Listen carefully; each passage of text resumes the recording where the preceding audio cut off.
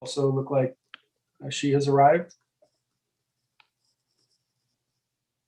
Okay. Good evening. The Town of Los Gatos Planning Commission of Wednesday, February 24th, 2021 is now called to order. This meeting is being conducted using teleconferencing and electric means consistent with the State of California Executive Order N-29-20 dated March 17, 2020 regarding the COVID-19 pandemic. The live stream of the meeting may be viewed on Comcast Channel 15 or online as noted in the agenda. In accordance with the order, the public may only view the meeting on television or online and not in the council chambers. We are conducting tonight's meeting in a virtual sitting using Zoom. All planning commissioners and staff are participating from remote locations. All voting will be conducted by roll call vote. Mr. Paulson, would you please call the roll? Thank you, Chair Janoff. Let the record reflect that all planning commissioners are present. Thank you. As the Planning Commission conducts this meeting on behalf of the Town Council and residents of Los Gatos, we encourage active participation, which is essential for democracy and critical to the work of the Planning Commission. The participation can occur through written comments about agenda items submitted prior to staff to a meeting. These comments are always welcome and very helpful. We do have written comments from the public on all agenda items this evening, and we thank you to our commentators. During our meeting, there are two opportunities for members of the public to participate. During verbal communications, an individual may speak on any topic not on the agenda, and during the hearing on a specific agenda item, any member of the public may speak on that item which is on the agenda. If you wish to address the commission tonight during the verbal communication period or during consideration of an agenda item, you must join the Zoom webinar via the link and password provided on page 2 of the staff report. When I announce the item for which you wish to speak, please click the raise hand feature in Zoom. And if you are participating by phone only, press *9 on your telephone keypad. When called to speak, please state your name and address for the record. Alternatively, you may choose to speak anonymously. It is requested that you limit your comments to 3 minutes. We've now come to the verbal communications portion of our meeting. Members of the public are invited to address the commission on any issue not on the agenda. Mr. Paulson, do we have any members of the public wishing to speak at this time? I don't see any hands raised currently, Chair. Anyone who wishes to speak on an item that is not on the agenda, please raise your hand. I don't see any hands raised, Chair.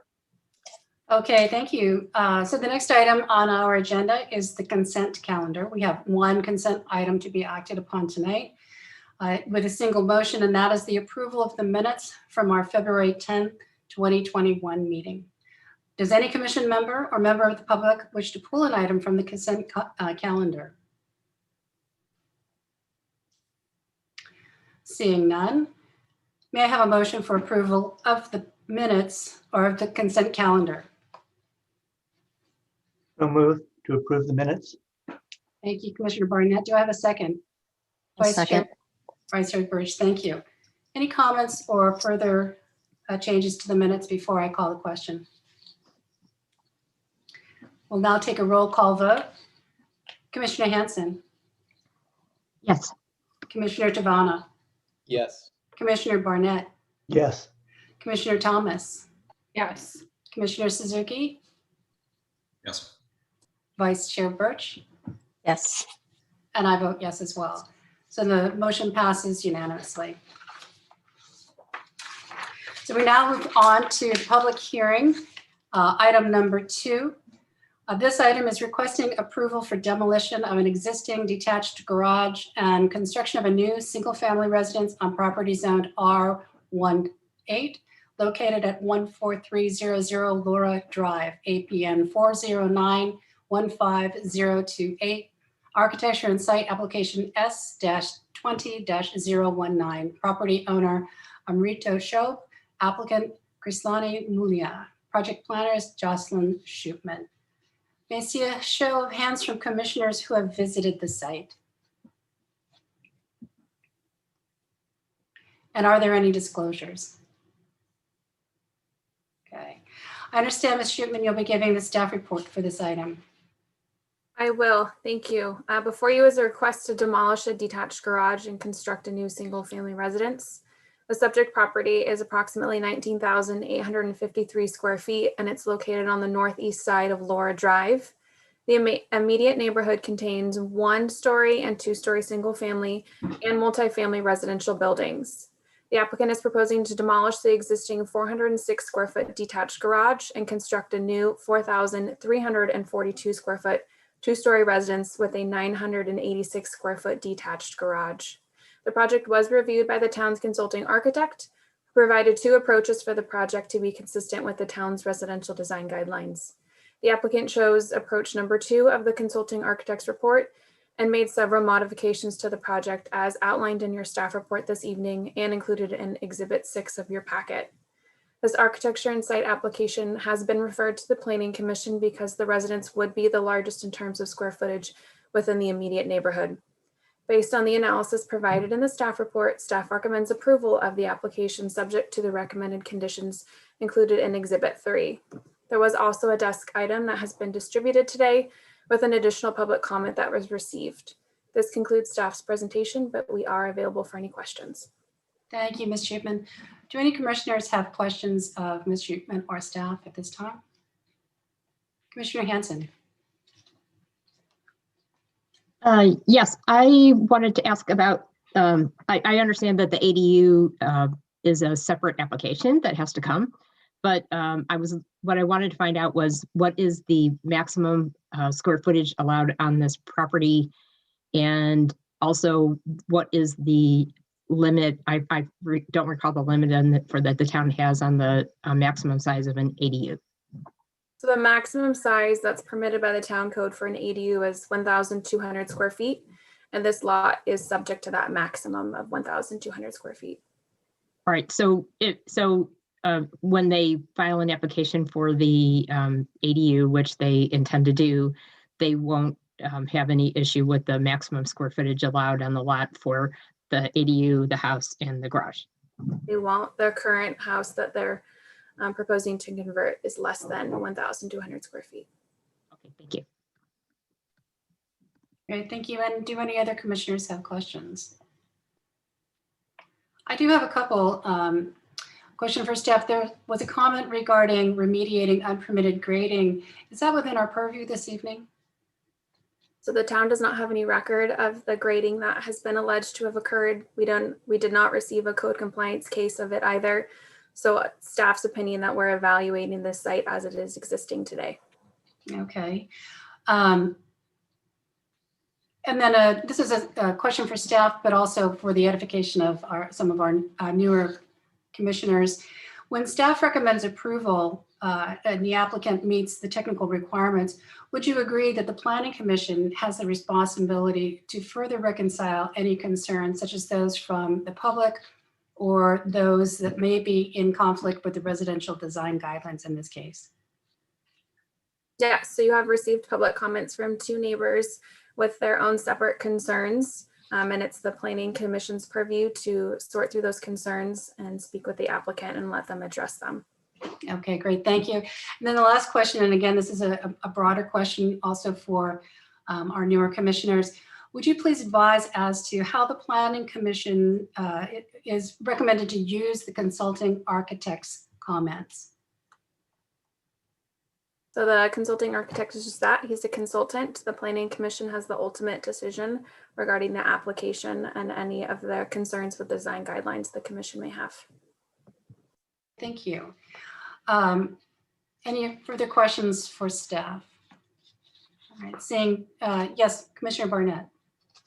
Yeah, for Ms. Shootman, we had some brief conversation by email about the fill on this property, and I understand the staff's position that that's not before the commission tonight, or at least let me rephrase that as far as staff is concerned, that's not an issue on the table today. But I'm wondering if it's your position that it's beyond the jurisdiction as Ms. Janoff requested.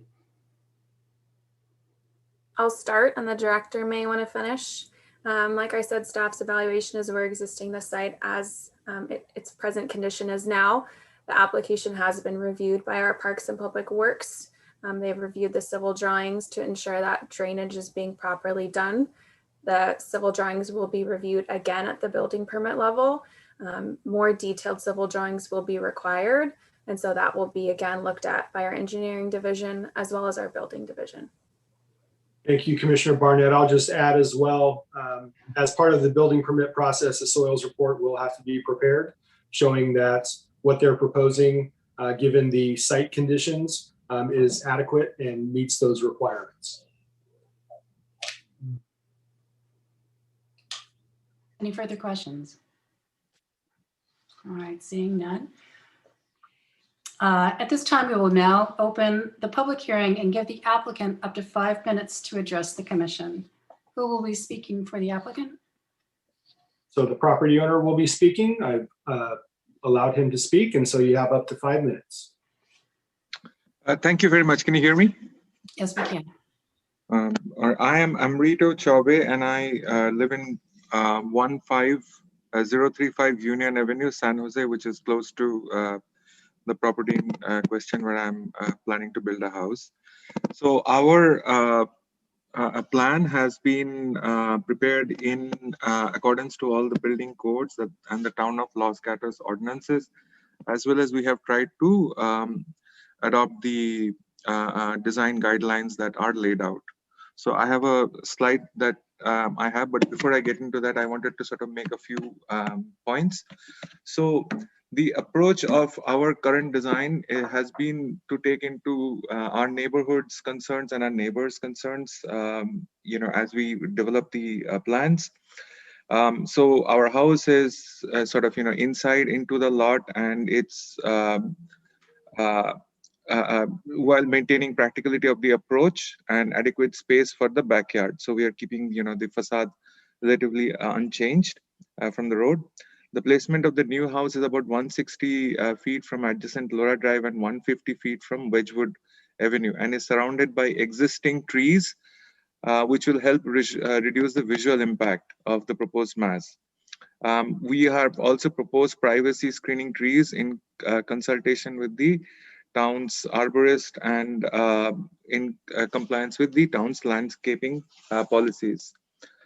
I will also talk a little bit more about how we have proposed to, soften the mass further with the level 1 roof.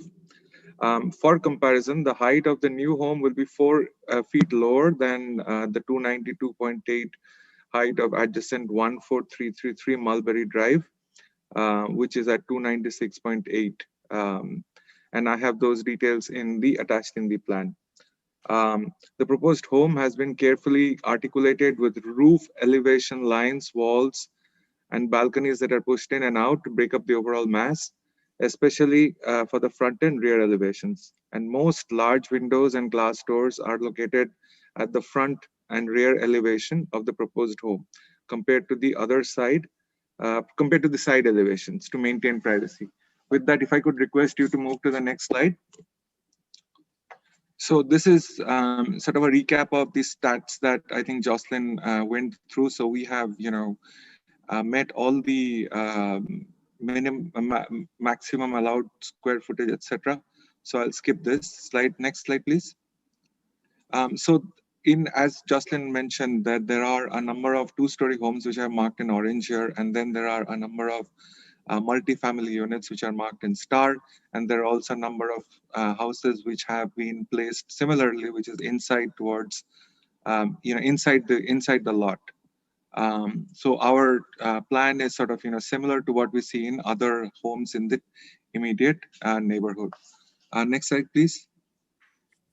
So overall architecture, we followed the guidance of the consultant that, the town recommended. And I'll talk about some of the, recommendations that we adopted. And then again, on a height of the mass, we are compliant. So the details are here. And as I mentioned earlier, that it is lower than the height of the neighboring property on Mulberry Drive. With that, next slide, please. So we have looked at the concerns of the neighbors, and we have proposed that we reduce the height of the building by 1 feet. So here is a revised drawing that we have to sort of show the revised drawing, as well as the drainage. And as there was, so this and this drawing will be sort of further validated and explored and corrected, or whatever changes are required during the building and engineering stages. With that, next slide, please. So this is a shadow plan of the house, and you will see that again the placement of the house is towards the middle of the lot. So therefore the impact of the shadow on the neighboring properties are minimal. So we have tried to adhere to the design guideline, which says minimize shadow impacts on adjacent properties. If the property was in a location which is closer to the road on the Laura Drive, the impact of the shadow would have been probably higher. Next slide, please. Chair Jana, that's time. Thank you. Do any commissioners have questions for the applicant? And I can't see the full screen. There we go. Thank you. No questions. Commissioner Barnett. Yes, did the consulting architect, Mr. Cannon, have a look at the revised plans, and did you receive any comments from him? Yes, so we changed the plans. We accepted all of his recommendations in Plan B, and then we sent it back, and they were approved based on what we got. Mr. Barnett, you're on mute. I'm sorry, so you did hear from him and made changes in response to his comments in preparing the current plans? Right, all of his changes. Okay, thank you. Could I just clarify, you incorporated the original changes that the architect recommended, but your plans, did they go back to that architect or did they go forward to staff? I think they went back to both staff and architect. So I made a submission, and I didn't get any comments back saying that there was anything left. Could staff just clarify, did they actually go back to the architect, the consulting architect? So staff reviewed the resubmittal, and based on the response and that they addressed each of the consulting architect's recommendations, it did not go back to him. Okay, thank you. Any further questions for the applicant? Yes, Commissioner Hanson. You probably know, if you've read our residential design guidelines, that we try to encourage applicants not to be the biggest house in the neighborhood. And so I just, although your lot size is bigger than the next biggest house in the neighborhood, I was wondering if you had considered the option of doing underground square footage, which doesn't count towards your overall square footage and also reduces the building mass. Was that feasible, or is that something you considered? So we had looked at a number of options, and we had actually come up with a slightly smaller mass. However, taking into consideration the consulting architect's recommendations of streamlining the structure, the mass actually, the square footage actually went up a bit. So that's how we ended up where we are. So we had, I think, originally proposed something around 4,100, and now we are at 4,300 odd. So could you answer the other part of my question, which is, did you consider any design, including underground square footage, that might have had the impact of reducing the above ground square footage? No, we did not. We did not, require an underground basement kind of a living space. That was not one of our plans. Okay, thank you. Any other questions for the applicant? Actually, I have two more, if that's acceptable. Yes, go ahead, please. So one of the neighbors has suggested that the roof pitch be reduced to 3 and 12 to help with the massing of the building. And I was wondering if you had any thoughts about that recommendation.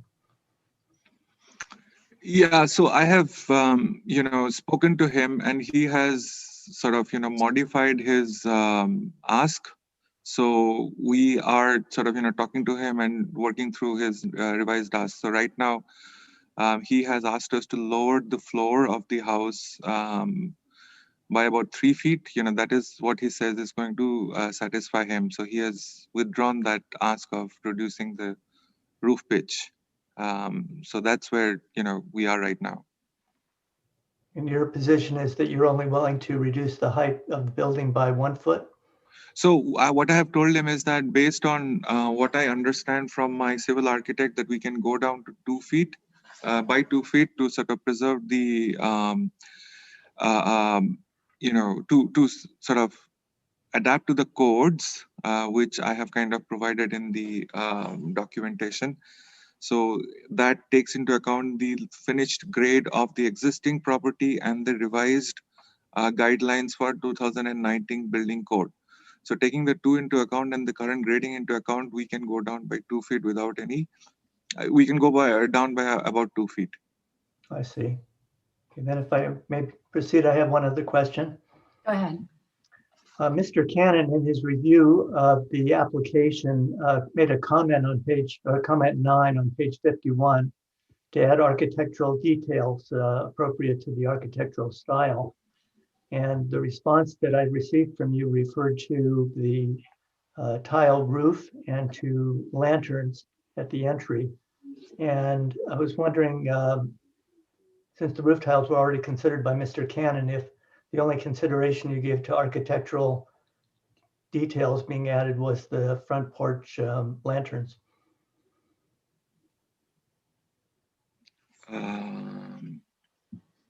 I don't follow the question. Krislani, are you able to, are you there and are you able to answer that question?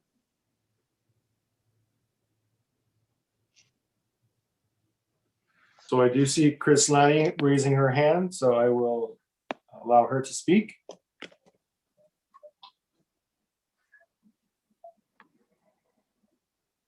If you unmute yourself, then you'll be able to speak.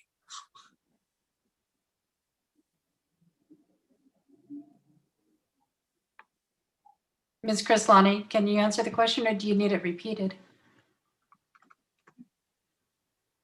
You're unmuted, but we can't hear you.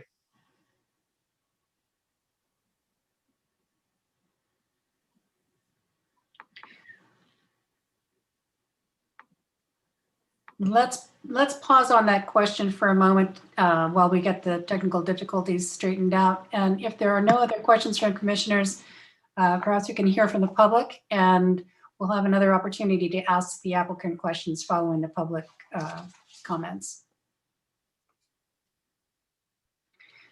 All right, so let's move now to the members of the public who wish to make any comments. Please state your name and address for the record. You may also choose to speak anonymously. And please understand that this meeting is being recorded for the public record. Do we have any members of the public who would like to speak on this item? We do, Chair. Yes. The first speaker will be Brian. Brian, and if you would, Brian and future speakers, please limit your comments to 3 minutes and go ahead. Sure. Can you hear me? My name is Brian Gonzalez. I live across the street at 14245 Flora Drive. We can hear you. Perfect. Okay. So I've lived here for 16 years and I've seen several houses along the street be improved. And one of the concerns I have, is the cottage that's currently in the front that's many years old. The house that's proposed to be built is beautiful in design, and I'm just curious as to whether there are plans to eventually take down or remodel or build a new house in the front of the property. On the right side, as you walk south up to Wedgwood Drive, the roof is sinking a little bit. I had heard something about a load-bearing wall had been removed years ago. The last time I was in that house was probably 10 years ago, and it was, it was in need of a little bit of repair, I remember, but I don't know if the prior owner had done repair. It's kind of the remaining house on the street that that probably, you know, at some point we were hoping would be would end up being improved. So that's a concern I have as to what the plans are for that because of curb appeal and everything. Yeah, so this is the owner, Amrito. Yes, we do plan to. Excuse me. Amrito? Yeah, this is a time for public comment. We do not allow the applicant the opportunity to engage in conversation. And by the same token, the Planning Commission is not permitted at this time to engage in a question and answer with the public comments. But if the commissioners have questions of the public person speaking, then we can ask them at this time. I would say that the structure in the front of the property, we understand, is to be converted into an auxiliary dwelling unit. That is not on our agenda tonight. Having said that, do any commissioners have questions for the speaker? Seeing none, do we have any other speakers who wish to make comments? We do. 1 second. Next speaker will be Joe Clark. Mr. Clark, please go ahead. Yes, can you hear me? Yes, we can. I'm supposed to have someone present slides.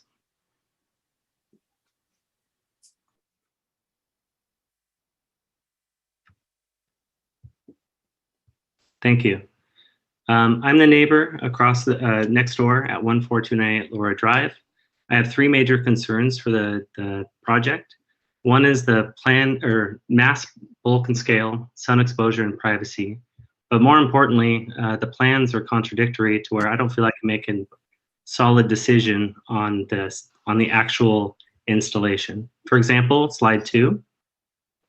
The mass, bulk, and scale, as illustrated in the streetscape, has 3 different levels illustrated from submittal to consulting architect to the actual story poles.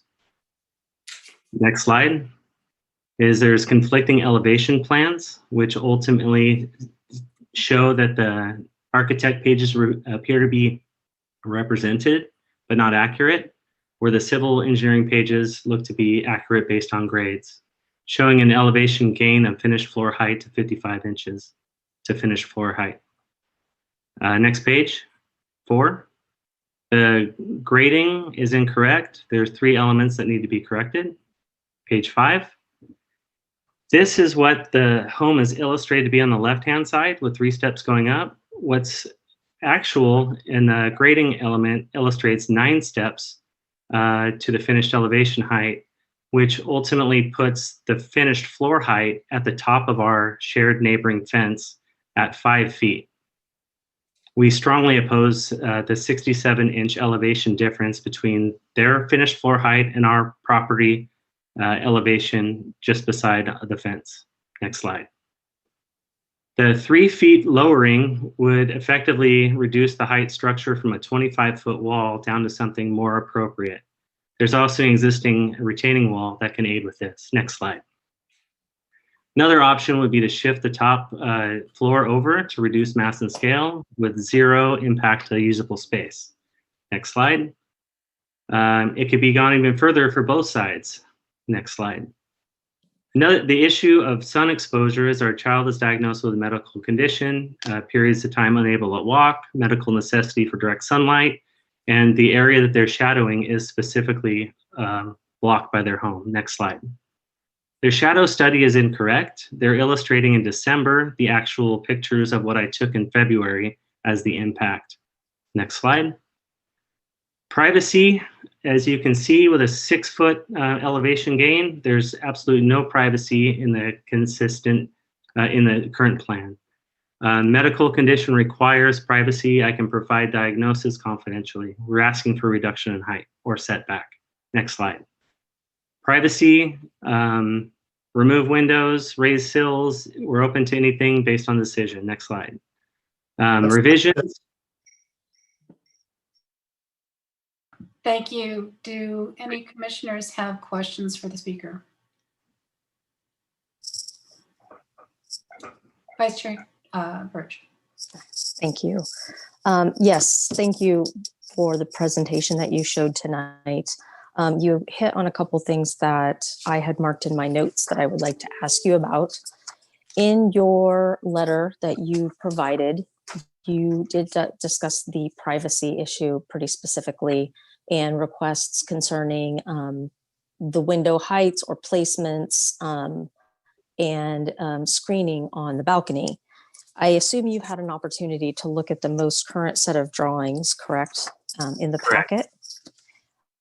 So if we are reviewing, trying to find the correct sheet showing that elevation, if you are reviewing the side facing your property, and you can see the window placement there in these drawings, do you feel like your concerns have been somewhat addressed in this, or are there still some areas where you would be looking for some additional compromise with your neighbor as far as privacy? We opposed to the illustration with the 1 foot reduction. We'd be open to working on a solution, but the way it stands, it does not meet the needs. If obviously I can't solve everything right here. I do know a couple of the windows in the bedroom have to be the size they are for egress. However, if there was something that could be done as far as some screening on the balcony facing your property, would that help somewhat if I'm making a list of asks for later? Yes, balcony screening is helpful. Opaque glass for necessary windows is helpful too. Okay, great. Thank you. Thank you. Any other questions for the speaker?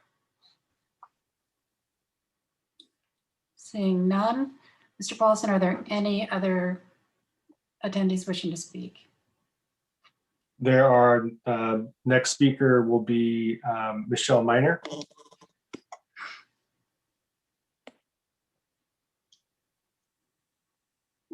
Go ahead, Ms. Miner. Can you hear me? Yes, we can.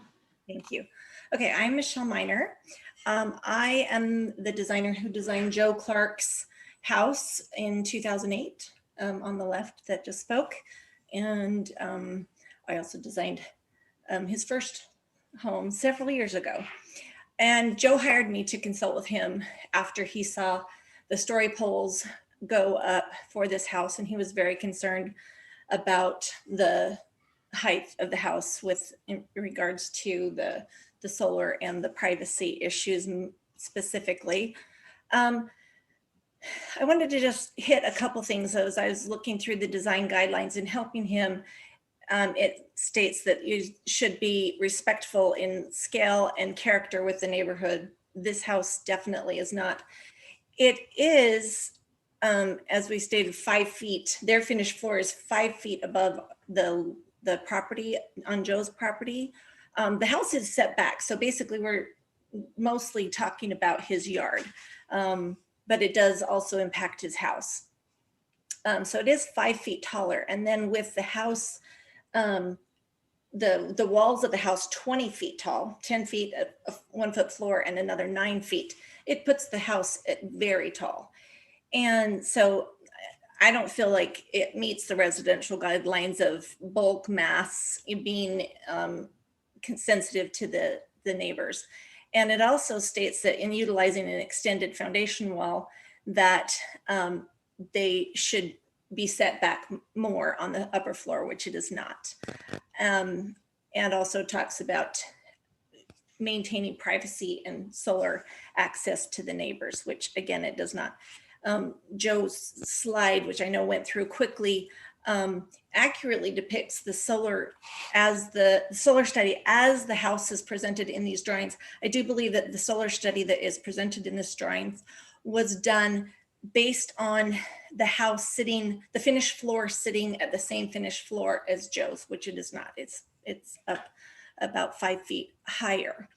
That's just one of the plan inaccuracies that he was mentioning.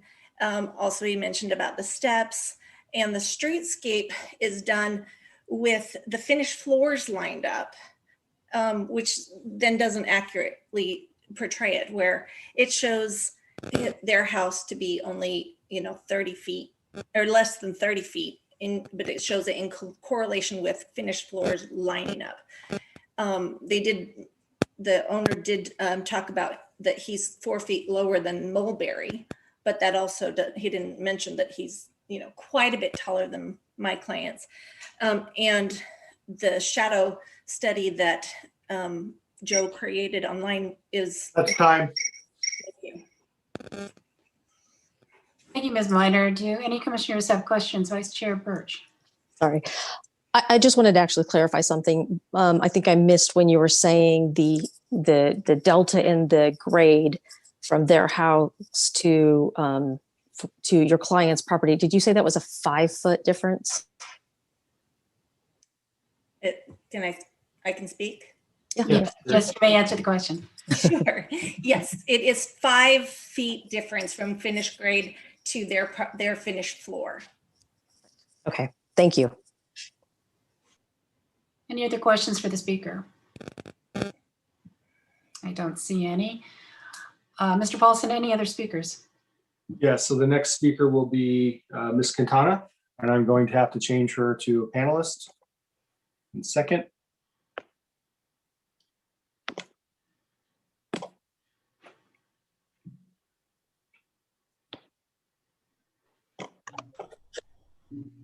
Ms. Quintana, you have 3 minutes. Thank you. This may or may not be relevant. I'm not sure, but I'm going to ask it in any case. This is a large lot, and my question is that under the current zoning laws for Los Gatos and taking into consideration any state laws that might apply, could this lot be subdivided into 2 lots in the future? That's my question. I don't have any other comments. Thank you, Ms. Quintana. And as you know, we're not in a position to answer that question. However, if any commissioners have questions of you, please let me know. And I don't see any. Thank you. And Mr. Paulson, do we have any other speakers? I don't see any other hands raised currently for this item. If you're interested in speaking under verbal communications for this, please raise your hand.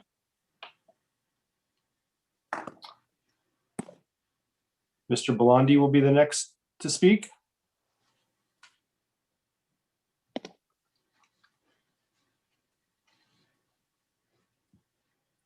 Go ahead, Mr. Belandi. Can you hear me?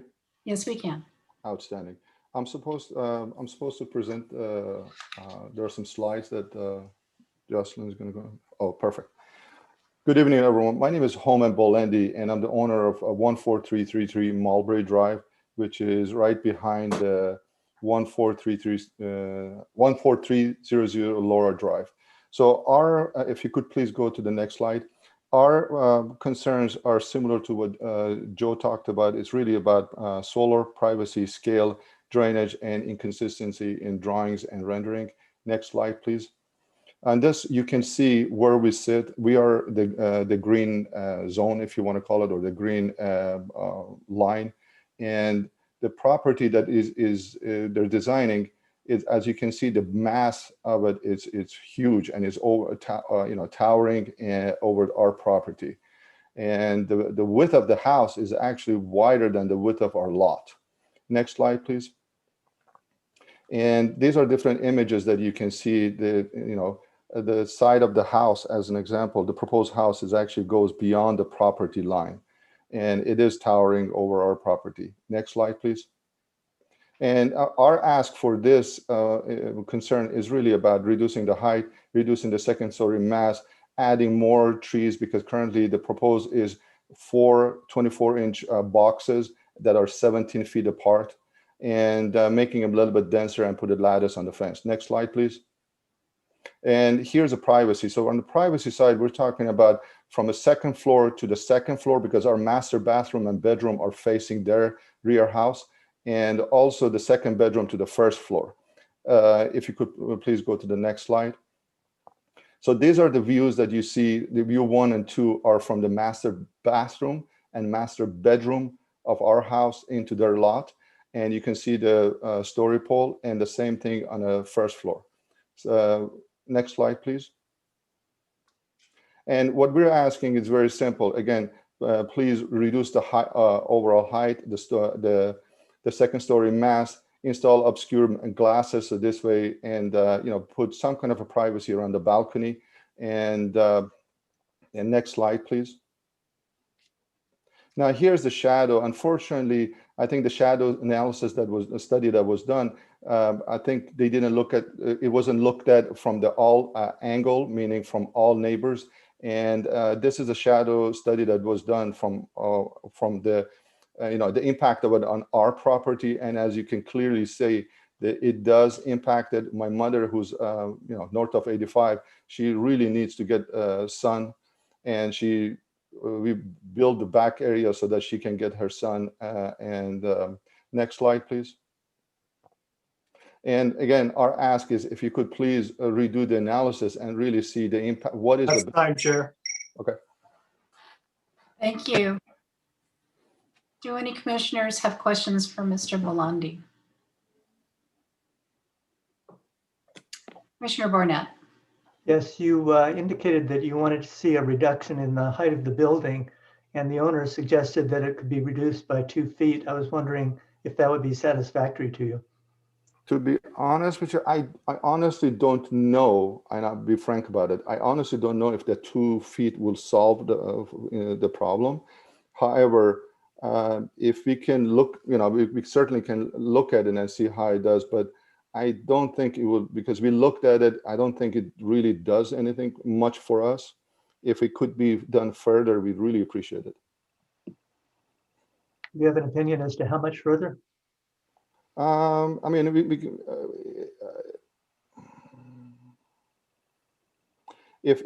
mean, again, I'm just going to go by some of the numbers that were given, like with Joe's the designer that talked about the 5 feet conversation. If that 5 feet can come into the conversation or into the equation, I think it makes a hell of a difference. Excuse me for saying hell, heck of a difference.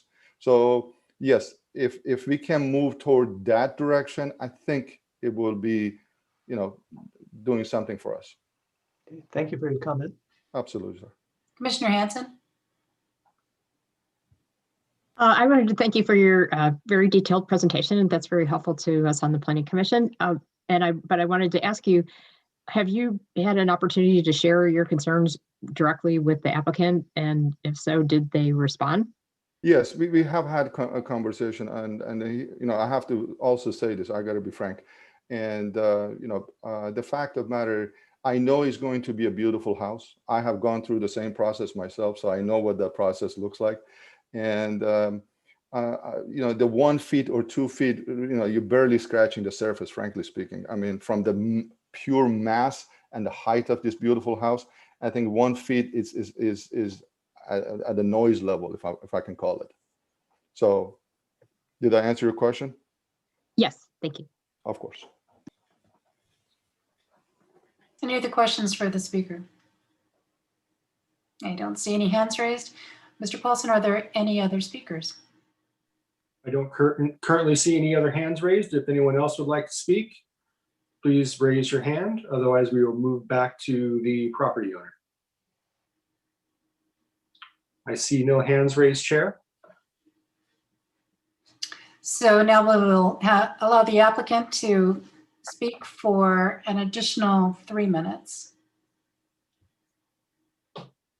That's correct. So whoever wants to speak on behalf of the application, please. So we will go back to the property owner. So a couple of things. We will address the front house at a future phase when we can. The other thing that I wanted to mention was that based on the topographical survey, we see that the existing house in front is at 262.59 height. And this has got a 5-inch depth into the ground for the stucco, which was the old code. The new code needs at least a foot, which takes it away. And then there is a 5% foundation that is required, which takes us to the minimum requirement of 263.59 GRD, which is what has been proposed. So that is why the house is as it is. I have spoken to the gentleman at Mulberry Drive, and I have proposed that if we reduce the height of the property by 2 feet, it should not impact his privacy concerns. And we also do want to point out that we have proposed additional privacy screen trees as may be required, and we can work with the town to figure out what the right number and the right level of trees should be. So we can address the privacy concerns. And the same goes for the other side. So we have the windows towards Joe's backyard, and there too, it's not it's the windows don't look into his house, and we are proposing to make those opaque till about 5.5 feet, and then that should solve the problem. Is as per my last conversation with Joe, who's the sort of owner on the other side of my property. Thank you. Any further questions for the applicant? So Chair, I do see the property owners, I don't know if it's the architect, with their hand raised, so I'm going to see if they're able to speak this time. There is about 1 minute and 15 seconds left. So if Krislani wants to speak, you can unmute yourself and speak. Thank you. So, in regards of the grading, the existing house is now, the stucco line of the existing house in the front are buried about 5 inches into the ground. This is the main reason why we are elevating the finished floor of the garage to 263. And I'm proposing the finished floor to be 264 instead. But our left neighbor, Mr. Joe, is insisting us to drop it down 3 feet, which I have the objection because that will cause us a drainage problem. The level of the house will be lower than the natural grade. I think that's it about the height. Any questions for this? Yeah, Krislani. Commissioner Barnett. What are the actual plate heights? The actual plate height of? For the residents? For the new? Yes. The first floor will be on 10 and the second floor will be on 9 feet high. Okay, thank you. Any other questions? Vice Chair Birch. I have a couple questions, if it's all right, Chair. Yes, please go ahead. In your letter of justification, you've stated that as far as the architectural style of the residence, that you will see elements of that style throughout the neighborhood.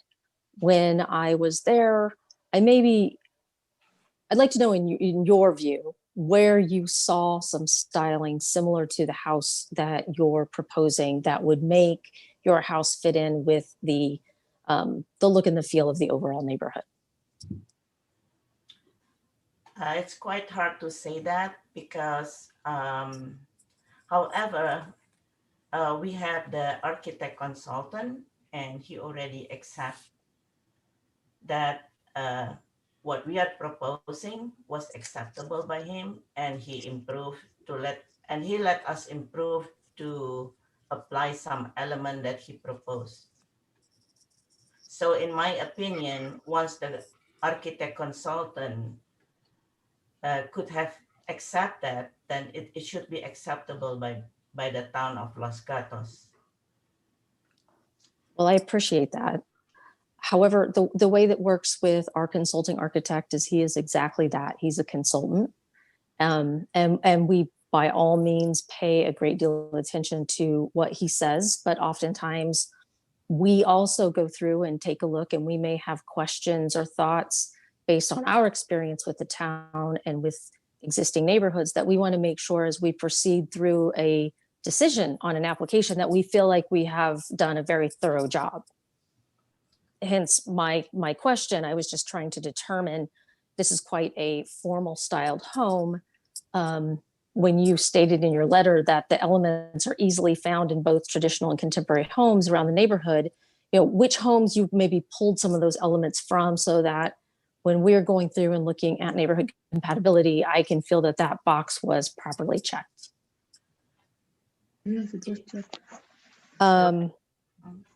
So I'll try and answer that. This is Amrito. So the comment that we made about the sort of architectural style came from the consultant architect's review.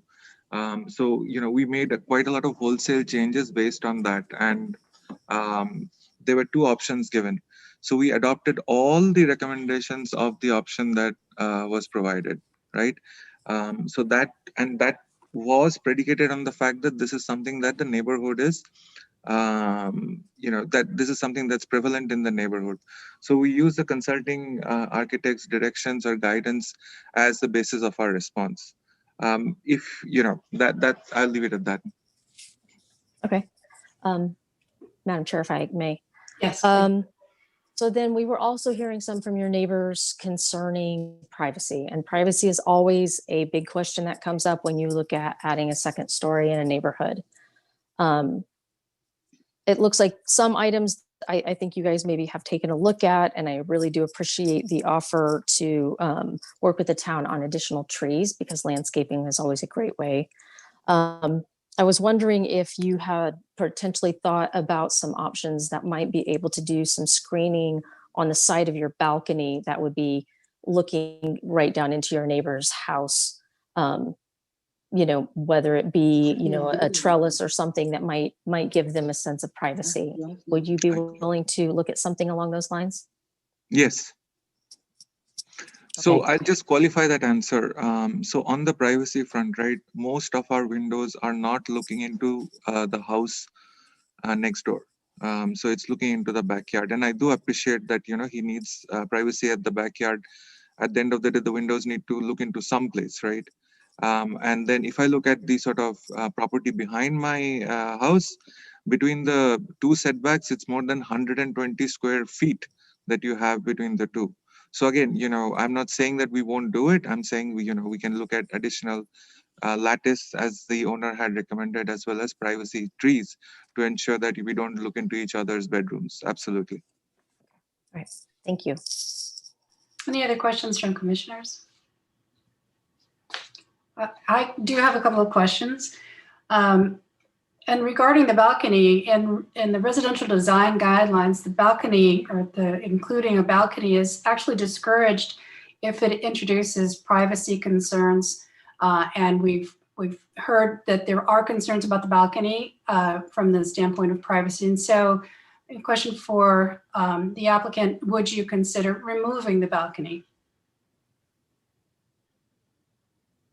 So I think, based on my discussions with my neighbor, if we can provide a screen on the balcony, that should do the trick, or, it should suffice. So, I would like to explore that option if possible. Second question I have is, when I look at the diagram that shows exterior lighting, you have a total of 10 exterior lights. They are all motion sensitive. My question is, that's a lot of lights, and have you a reason for why you need so much lighting, and are you aware of what that might actually look like in the middle of the night in terms of stray cats or other animals or motion of any sort, the sort of on and off of the lights on all four sides of the house? We are open to guidance. If the guidance would be that, reduce the number of lights, we would be open to that. Okay. Another question is, there is a comment about creating step backs for the second story to provide better lighting for your neighbor on Laura, as well as the neighbor on the other side, which doesn't seem to be a particular issue. But would you be open to considering the step backs of the second story, just even as your neighbor suggested, shifting the entire story over away from the property to your left? So I think the setbacks that we have from the neighbor on the other side, Joe, is about 12 feet. And on the other side, it's 8 feet. So we can't shift the whole building. I think you are saying that, can we shift the mass of the second floor? My discussions with Joe at the last point was that if we can try and reduce the height of the building by a little more, he should be, he will be satisfied. So I would like to explore that option before we, turn and redesign the house. Yeah, I'm talking about step backs, not setbacks. So I'm only referring to the second floor and its relationship to the house on the left. Another question has to do with the consulting architect provided two alternatives, but the one that you've chosen is, by his own description, the formal version of the Mediterranean style. The residential design guidelines does discourage using formal architecture structure in neighborhoods. And the consulting architect did provide alternative one that was more stepped back on the second story. It had more articulation in its general form. And I'm curious whether you considered that or just went straight to alternative two. So the houses in the neighborhood, so the one that is sort of on Wedgwood Avenue near my property, that also has a very formal style. There are pictures that I have provided.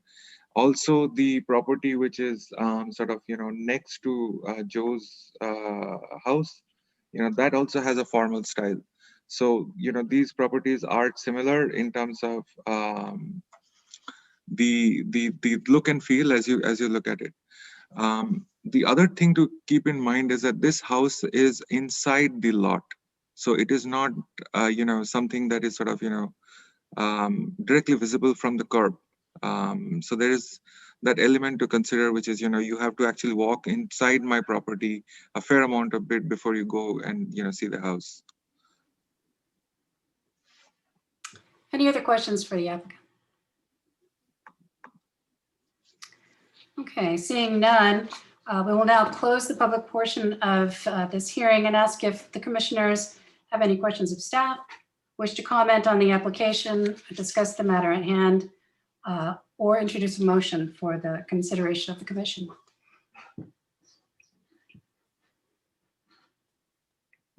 Commissioner Hanson. I wanted to comment on the application. It's not terribly often, we frequently have comments from neighbors when we see someone wanting to rebuild their house, especially when they're going from 1 to 2 stories. But it's been, in my experience, pretty unusual to have two neighbors that go into as much detail and do PowerPoint presentations. And those are signs to me that that the applicant hasn't spent enough time working with the neighbors to resolve their concerns. And I appreciate all the comments that were made by my fellow commissioners to try and get there, but it sounds like there's still a lot of work to be done.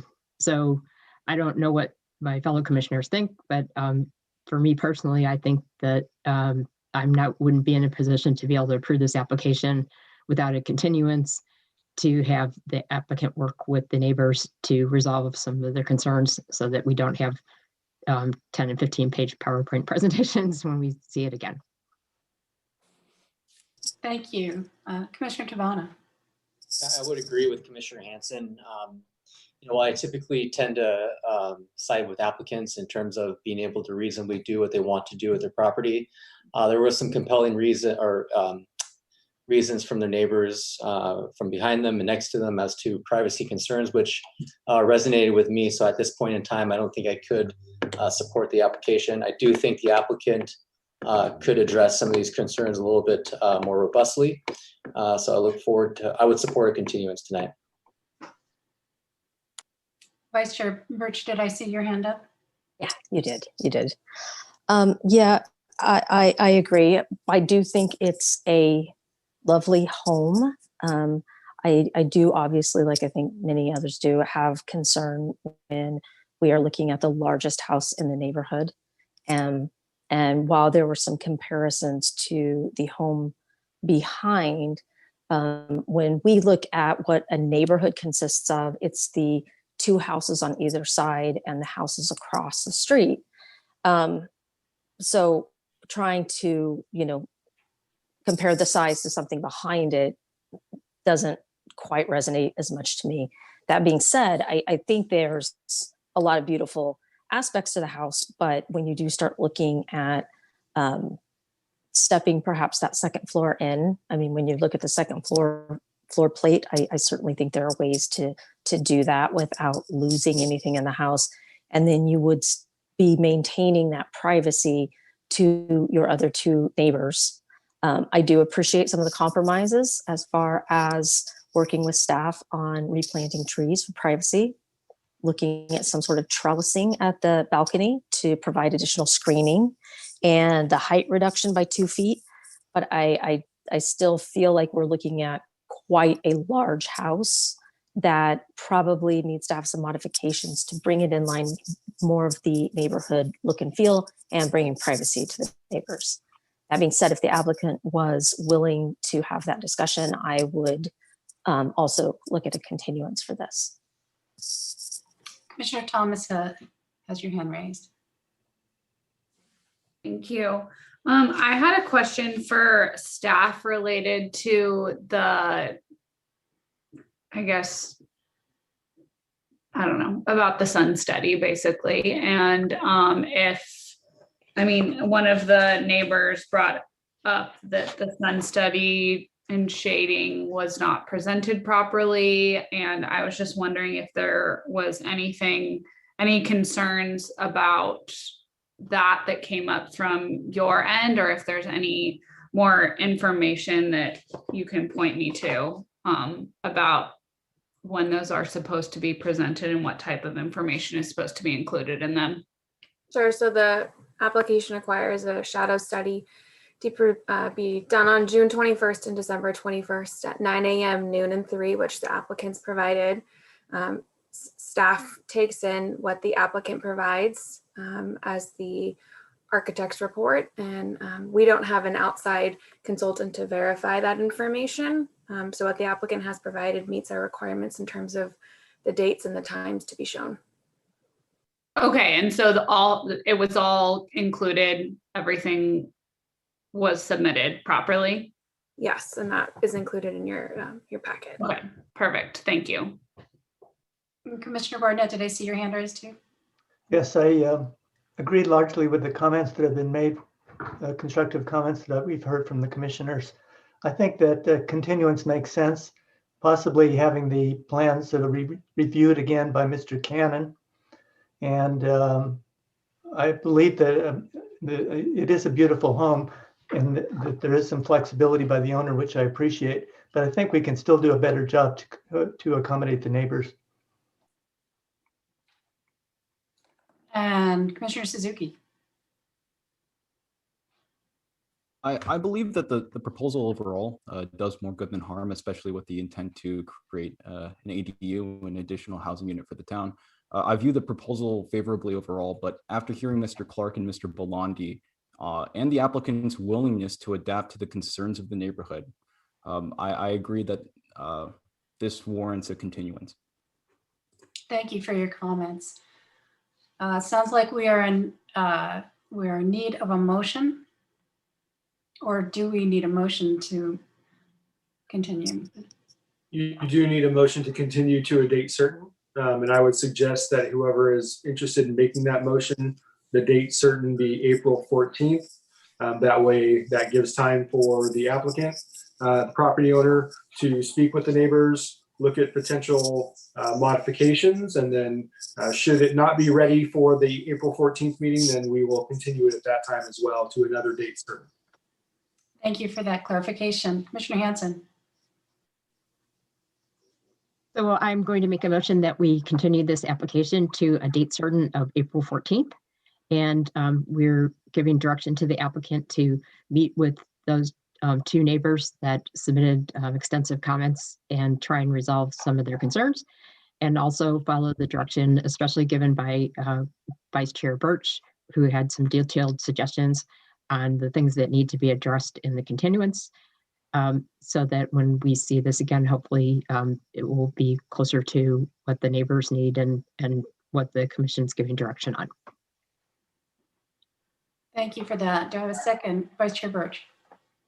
I will second it. And if it's all right with the maker of the motion, may I add a couple additional notes just to assist the applicant based on our conversation?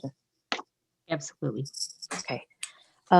So I believe I talked about the height and the working with staff on trees. I also heard from neighbors and a couple of my fellow commissioners about ensuring that the plans are accurate between obviously all we ever get are civil and architectural, but it's correct. The architectural show a certain number of stairs going into an entrance and the civil show another, which to most people would mean there's an elevation difference between those two drawings. 9 to 2 stairs is different. So ensuring accuracy between those drawings so that as we look at the next set of documents, we feel confident in what the elevation of the floor plate is in comparison to the ground.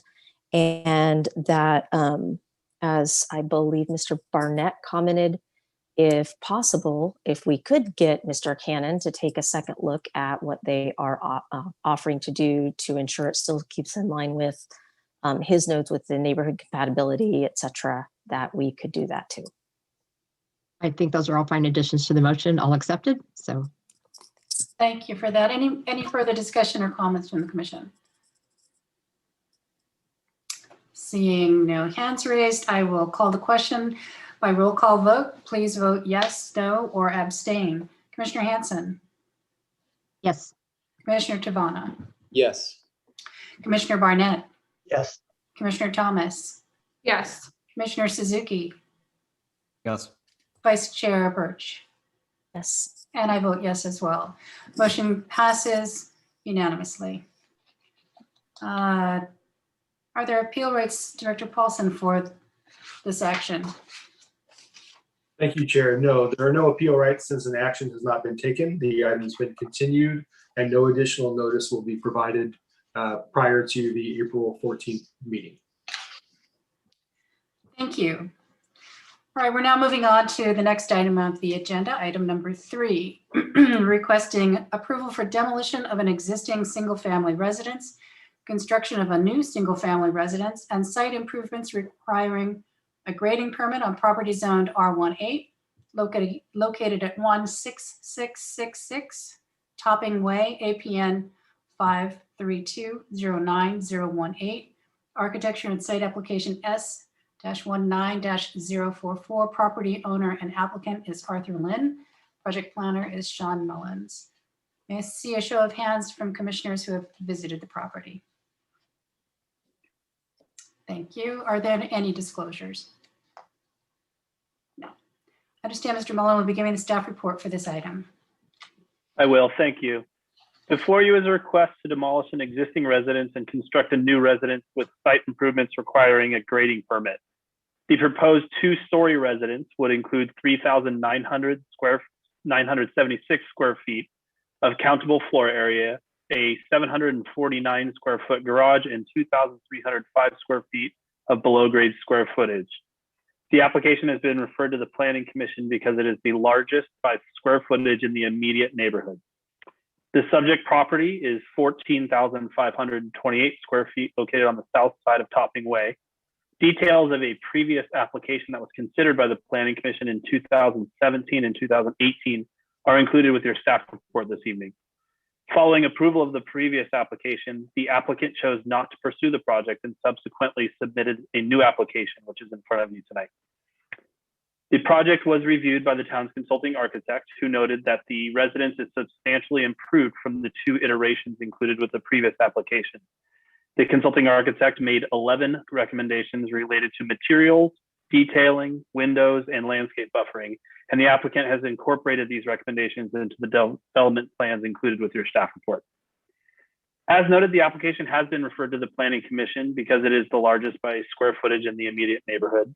The proposed 3,976 square foot residence is approximately 225 square feet larger than the next largest house in the immediate neighborhood. The applicant has provided justification for the size of the residence in exhibits 5 and 10, citing the transitional nature of the neighborhood, that this is the largest lot in the immediate neighborhood, and the proposed residence is sized in proportion to the property and consistent with more recently constructed homes in the neighborhood. An addendum and a desk item have been distributed ahead of tonight's meeting, including additional justification for the residence by the applicant and public comments received after the publication of the staff report. Based on the analysis provided in the staff report, staff recommends approval of the architecture and site application subject to the conditions included in Exhibit 3. This concludes staff's presentation, and we are available to answer any questions. Thank you for that report. Questions from the commissioners, Commissioner Tabana? Just a clarification. When you say immediate neighborhood, how far does that reach necessarily? Is it all just Topping, or is it how far down Inglewood does it go? Can you define or what's immediate for the neighborhood? Sure. The residential design guidelines on a traditional subdivision like this defines the immediate neighborhood as 2 houses on either side of the residence. So that is 4 on that side of the street, and the 5 houses immediately across the street. So you're just limited to 9 houses along Topping. Okay. Any other questions for staff? Commissioner Barnett. Can you confirm the square footage of the home that was considered back at the last hearing? It was slightly smaller. I don't have the number pulled up, but I can get that for you very quickly. One of the neighbors represented it was 3,907 feet, and I didn't know if you might have that at hand. That would be good to know. There were 2 iterations of that project. There was a 2-story iteration that was the original proposal, and the Planning Commission had made recommendations to reduce that to a 1-story. The 2-story iteration, here it is, was shown at 3,907 square feet. Thank you. You're welcome. Any other questions for the commissioner, the staff? And just a point of clarification, there was a public comment questioning the process, since some of these issues had been addressed during the previous applications on this property. And so I would just like staff to comment on why we are hearing this as a new item, a de novo item tonight. Thank you. This would be a de novo item because the previous application was decided upon, and that closes out that application, and then the applicant submitted for a building permit. At that time, they chose to modify the approval, and the modifications were so significant that it warranted a new application. So we are looking at this with fresh eyes and fresh perspective, and generally without regard to the previous designs. That's correct. Thank you for that. Any other questions for staff? All right, seeing none. Let's hear from the applicant. We'll open the public hearing and give the applicant up to 5 minutes to address the commission. So whoever is going to speak on behalf of the application, please raise your hand. I see both the property owner and I believe the property owner's architect, neither of which is raising their hand. So I'm going to default. Okay, here we go. So the architect is now raising his hand. So Steve Yang will get us started here. Thank you, Mr. Yang. Go ahead.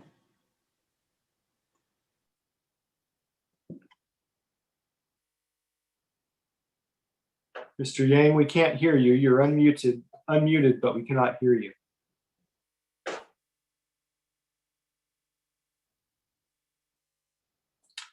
Now you're on mute. Now you're unmuted.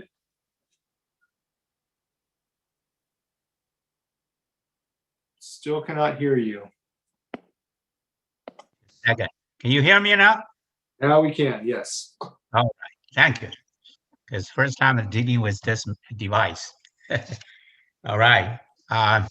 Make a long story short, I highly recommended to accept this proposal by commissioners tonight. Certainly, they will probably come up with some issues.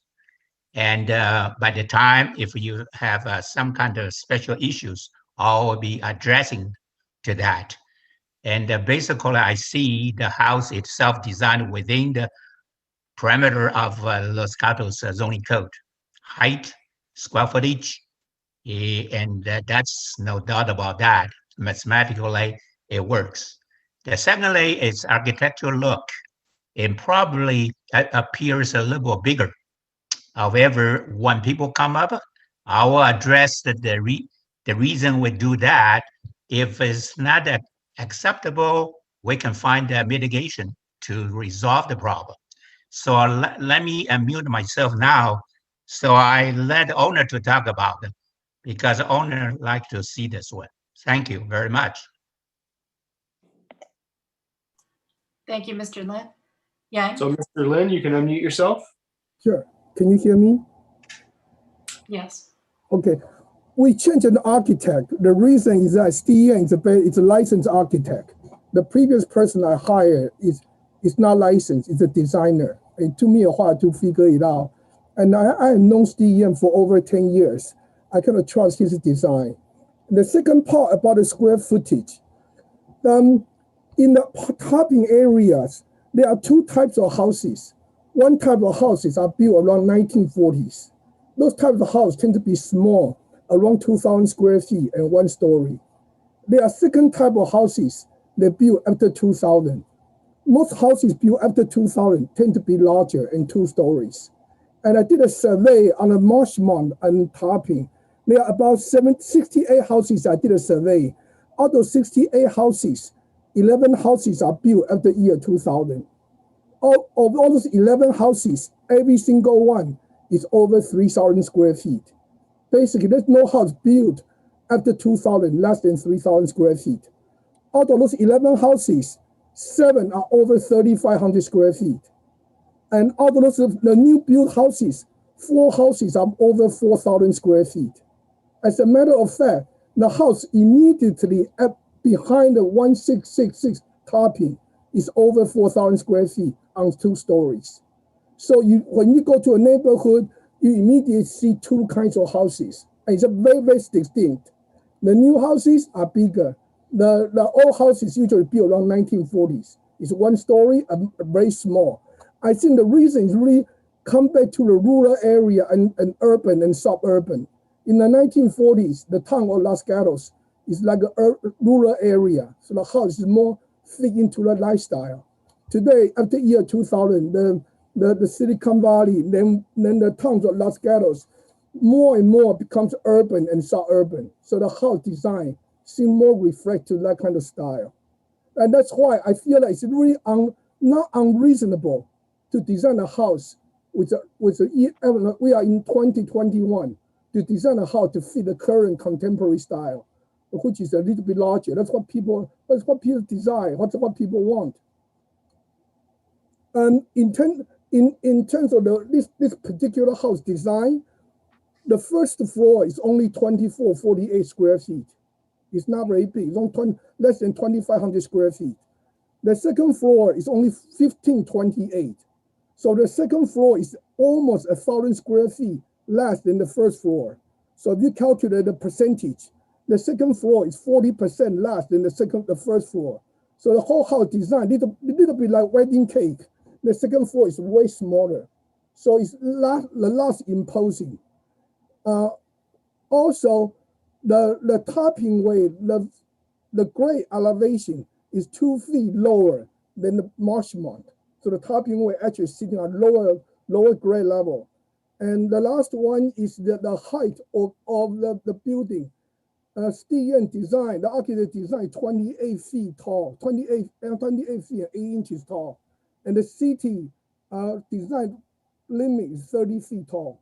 So the current design is 2 feet lower than the city regulation.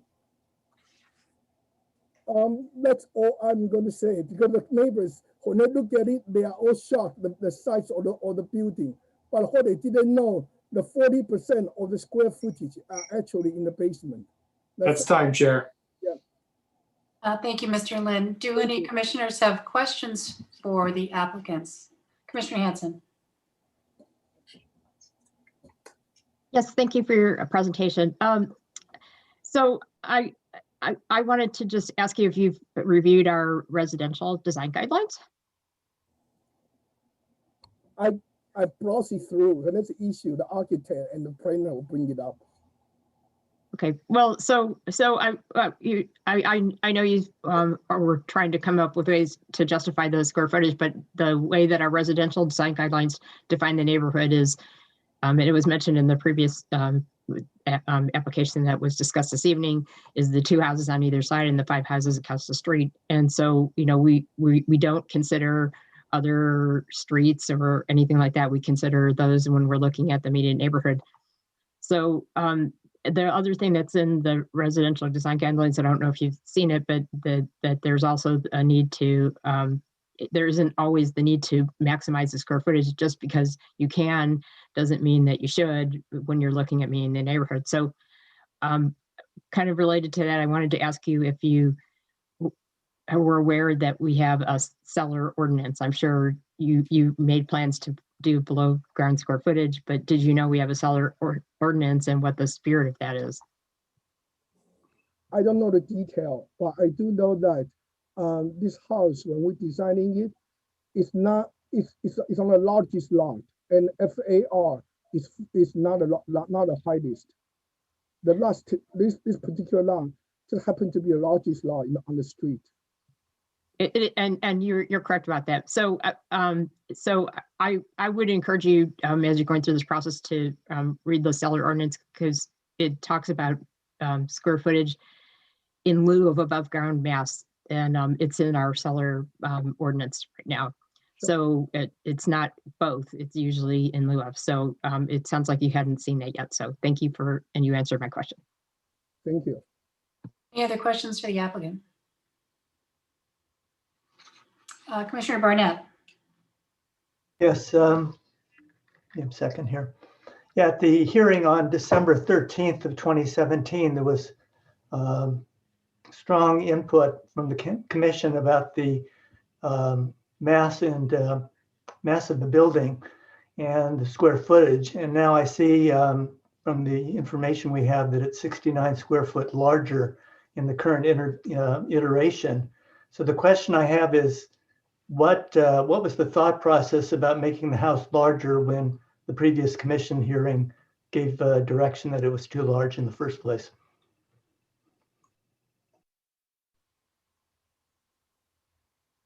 For me to answer?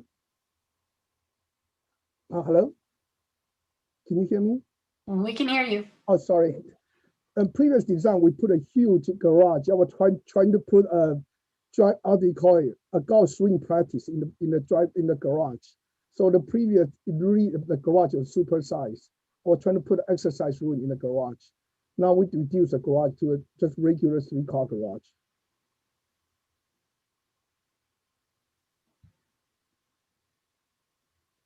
Any further questions, Commissioner? No, thank you for the response. Okay, any other questions for the applicant?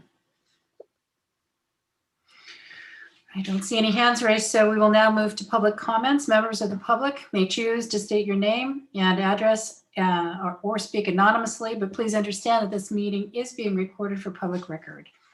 Director Paulson, do we have any members of the public who wish to speak at this time? We do. The first speaker will be Chris, and I will not try to say the last name, but it begins with an O. Hi, my name is Chris Owisney. It rhymes with Disney, and we are located at 16665 Topping Way, directly across the street from this proposed plan. I first want to say that, yes, Mr. Lin is correct. We are surprised at what he's proposed here because he's been an absent property owner the last 4 years. He lacks transparency and has zero communication with the neighborhood. We're a tight community over here, and we all are not opposed to having a new residence put in, but I think it's important to realize that we're concerned about the size, the privacy, and the look of the neighborhood.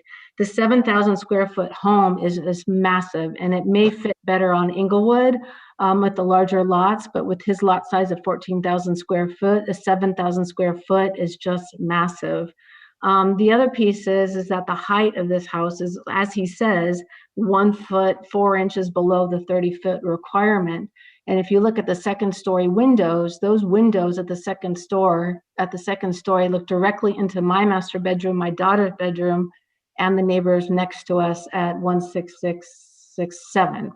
Not to mention that if you look at the west side of the house, there's almost 11 windows and 1 sliding glass door that will look directly into the neighbors to the west of this house. And not to mention that the outside patio they want to put in butts right up to the easement line, the 10-foot easement line. So with those concerns, and the look and the feel of this house doesn't even match what's in the neighborhood. 1 is massive. 2, there's lots and lots of stone on the first and second floor. There isn't anything like that on this street. So what we're asking for is, number 1, it would be nice if he would work with us in the neighborhood to review these plans and find out what our concerns are. Really what we're asking for is reduction of the mass, bulk, and scale of this property. It's just way too large, and the privacy all the way around is a concern, I think, for everybody. I'll let others speak, but that's what I have to say. Thank you, Ms. Wisney. Vice Chair Birch, please. Thank you. Was there any neighborhood outreach that you received by the applicant showing you any plans or any intentions for the planned development on the property? So when he the first application he submitted back in 2017, he did reach out, and that was the last we've heard of him since. There's been, I think we're on our second set of story poles that have gone up, and that's really about it. The most communication I get is from the Community Development Department of these notice of hearings is what the communication has been to me. Thank you. Thank you. Any further questions from commissioners? I don't see any hands raised. Mr. Paulson, are there other speakers tonight? There are. Next speaker will be Robin Matlock. Hello, can you hear me? Yes, we can. Go ahead. Great. I'm representing myself and my husband, Eric Cook, who's right here with me. We are directly adjacent to this property. So we are 16678 Topping Way. We've been in our home, which was brand new in 2016, for 14 years. So we represent neighborhood, community, and the everyday citizen. I'm not an architect, so I'm not going to be able to give you really technical feedback on the plans, but I'll give you some very important anecdotal things. First of all, I really do hope you have viewed the neighborhood, and by that I mean to the definition you've just given: 2 houses right, 2 houses left, 4 or 5 in front. Topping Way is not in the early stage of transition. This is a street that has definitely been undergoing a transformation for many, many, many years, and there is no house this size and of this footprint and this scale on this street. It will absolutely be an anomaly. Yes, the lot is large, but it is an anomaly as well. There are no other lots of that size on this street. So to use that as the only guidepost to me feels like a little bit disingenuous with the actual tone, look and feel, and compatibility of other homes on this street. The size then triggers other problems. We are absolutely concerned about invasion of our privacy. The way the home is designed, the side that is adjacent to our home is large, a sunken patio, an entertainment area, big windows, all basically lining up against our dining room and our main living space. And then finally, with a 2,300-foot sunken basement, we're very concerned about erosion, about water, about flooding, and the solution to those things typically are many pumps. 2,300 feet is almost an entire home, and there will be 24/7 pumps going on to get rid of all the water that we will deal with in this neighborhood. So we have deep concerns. I appreciate your consideration for our feedback. We have not talked to Mr. Lynn. We have seen the plans. We have written letters, no feedback, no response, no engagement. That is all for my comments. Thank you. Thank you, Ms. Matlock. Do any commissioners have questions for the speaker? I see no hands raised. Thank you very much. Are there any other speakers? There are. The next speaker will be Mark Stefan. I want to thank the commission for giving me the opportunity to speak to you. I live at 16647 Topping Way, right across the street from the proposed building here.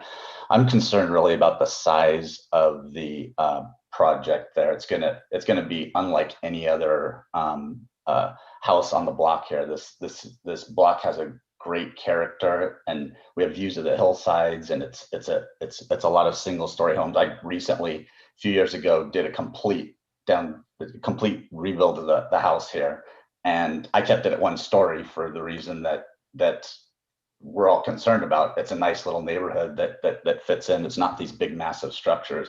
When he puts this up, I'm not going to have any views of the hills there anymore. It completely takes away from all that's great about Los Gatos. I would also, there seems to be a lot of emphasis on the size of the house and the lot. I mean, he didn't even include any of our floor area ratio calculations for our house. We're not in the architectural design. Maybe we have an ugly house. I don't know. But you know, I kind of question whether if these numbers are put together to get you guys to a certain answer, or if they're realistic there. So I mean, best thing, it would be great if this could be a 1-story house. If you've looked at what's proposed and you've driven down the street and tried to envision that house, it just doesn't fit in. This isn't Inglewood. Inglewood's a great street, beautiful houses there. It fits fine there. It doesn't seem to fit in with the character of our neighborhood here at all. Thank you. Thank you, Mr. Stefan. Any questions for the speaker? I don't see any hands raised. Mr. Paulson, any other persons wishing to speak? Yes, the next speaker will be Karen. Hello, can you hear me okay? Yes, we can. Go ahead. Perfect. Great. Thank you so much for the time today. My name is Karen. I live in the property behind 1666 Topping Way. As you are aware, nearly 3.5 years ago, a new house was proposed for that specific space, and that plan came before the Planning Commission for its review due to its uncharacteristically large size and character and overpowering impression in relation to the neighboring homes. At the time, and I think it's been discussed a little bit this evening, the house received significant criticism from neighbors and by the commission itself. Ultimately, that plan was scrapped and a much more reasonable single-story house was proposed, which I thought was generally approved, at least kind of based on the discussion at the time, but for, you know, a couple tweaks here and there. Now, that proposal has been scrapped and the applicant has reproposed an excessively sized, very tall 2-story house. You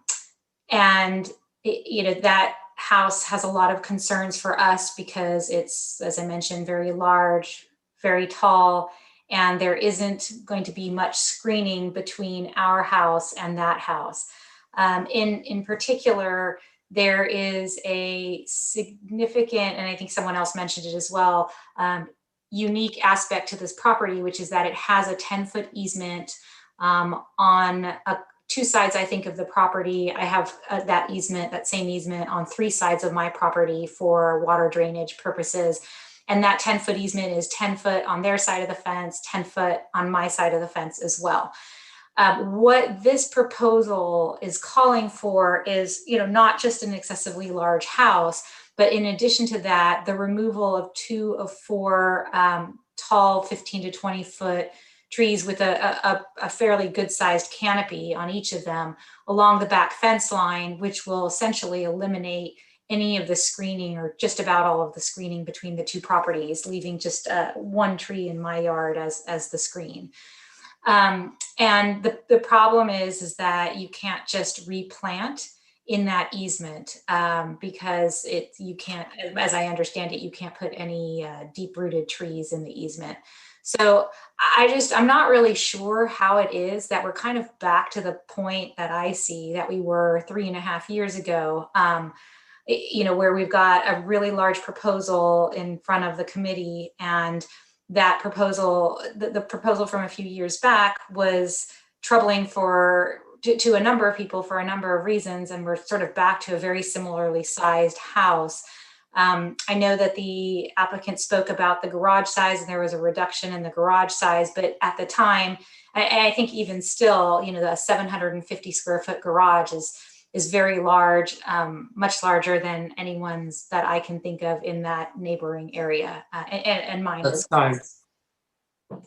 Okay. Thank you, Karen. Do any commissioners have questions for the speaker? I don't see any hands raised. Thank you very much. And do we have any other speakers tonight? I do not see anyone else with their hand raised on this item. If you want to speak on this item, please raise your hand. Seeing no one else to speak, Chair.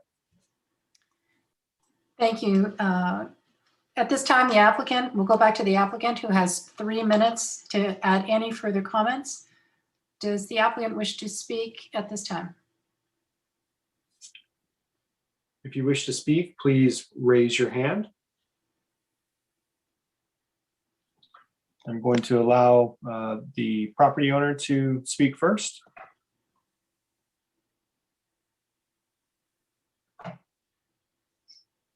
Mr. Lin, you can unmute yourself. You have up to 3 minutes. Oh, sorry, I was talking for a while.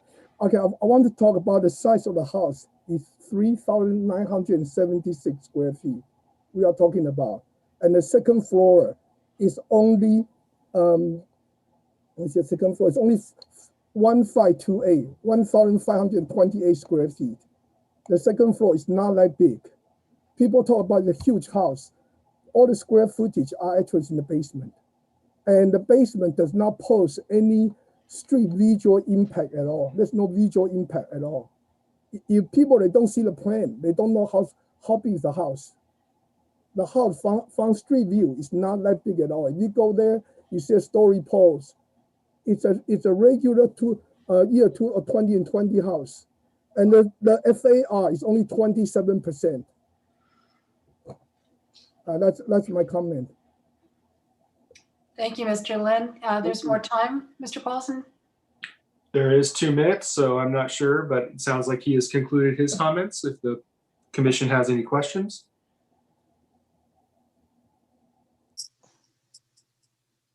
Vice Chair Birch.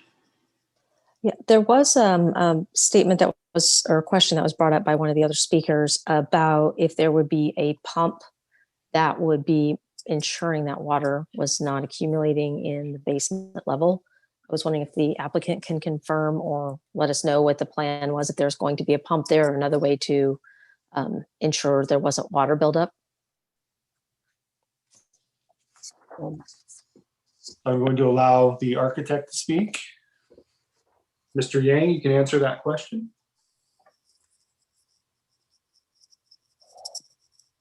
You'll have. This is Steve, an architect.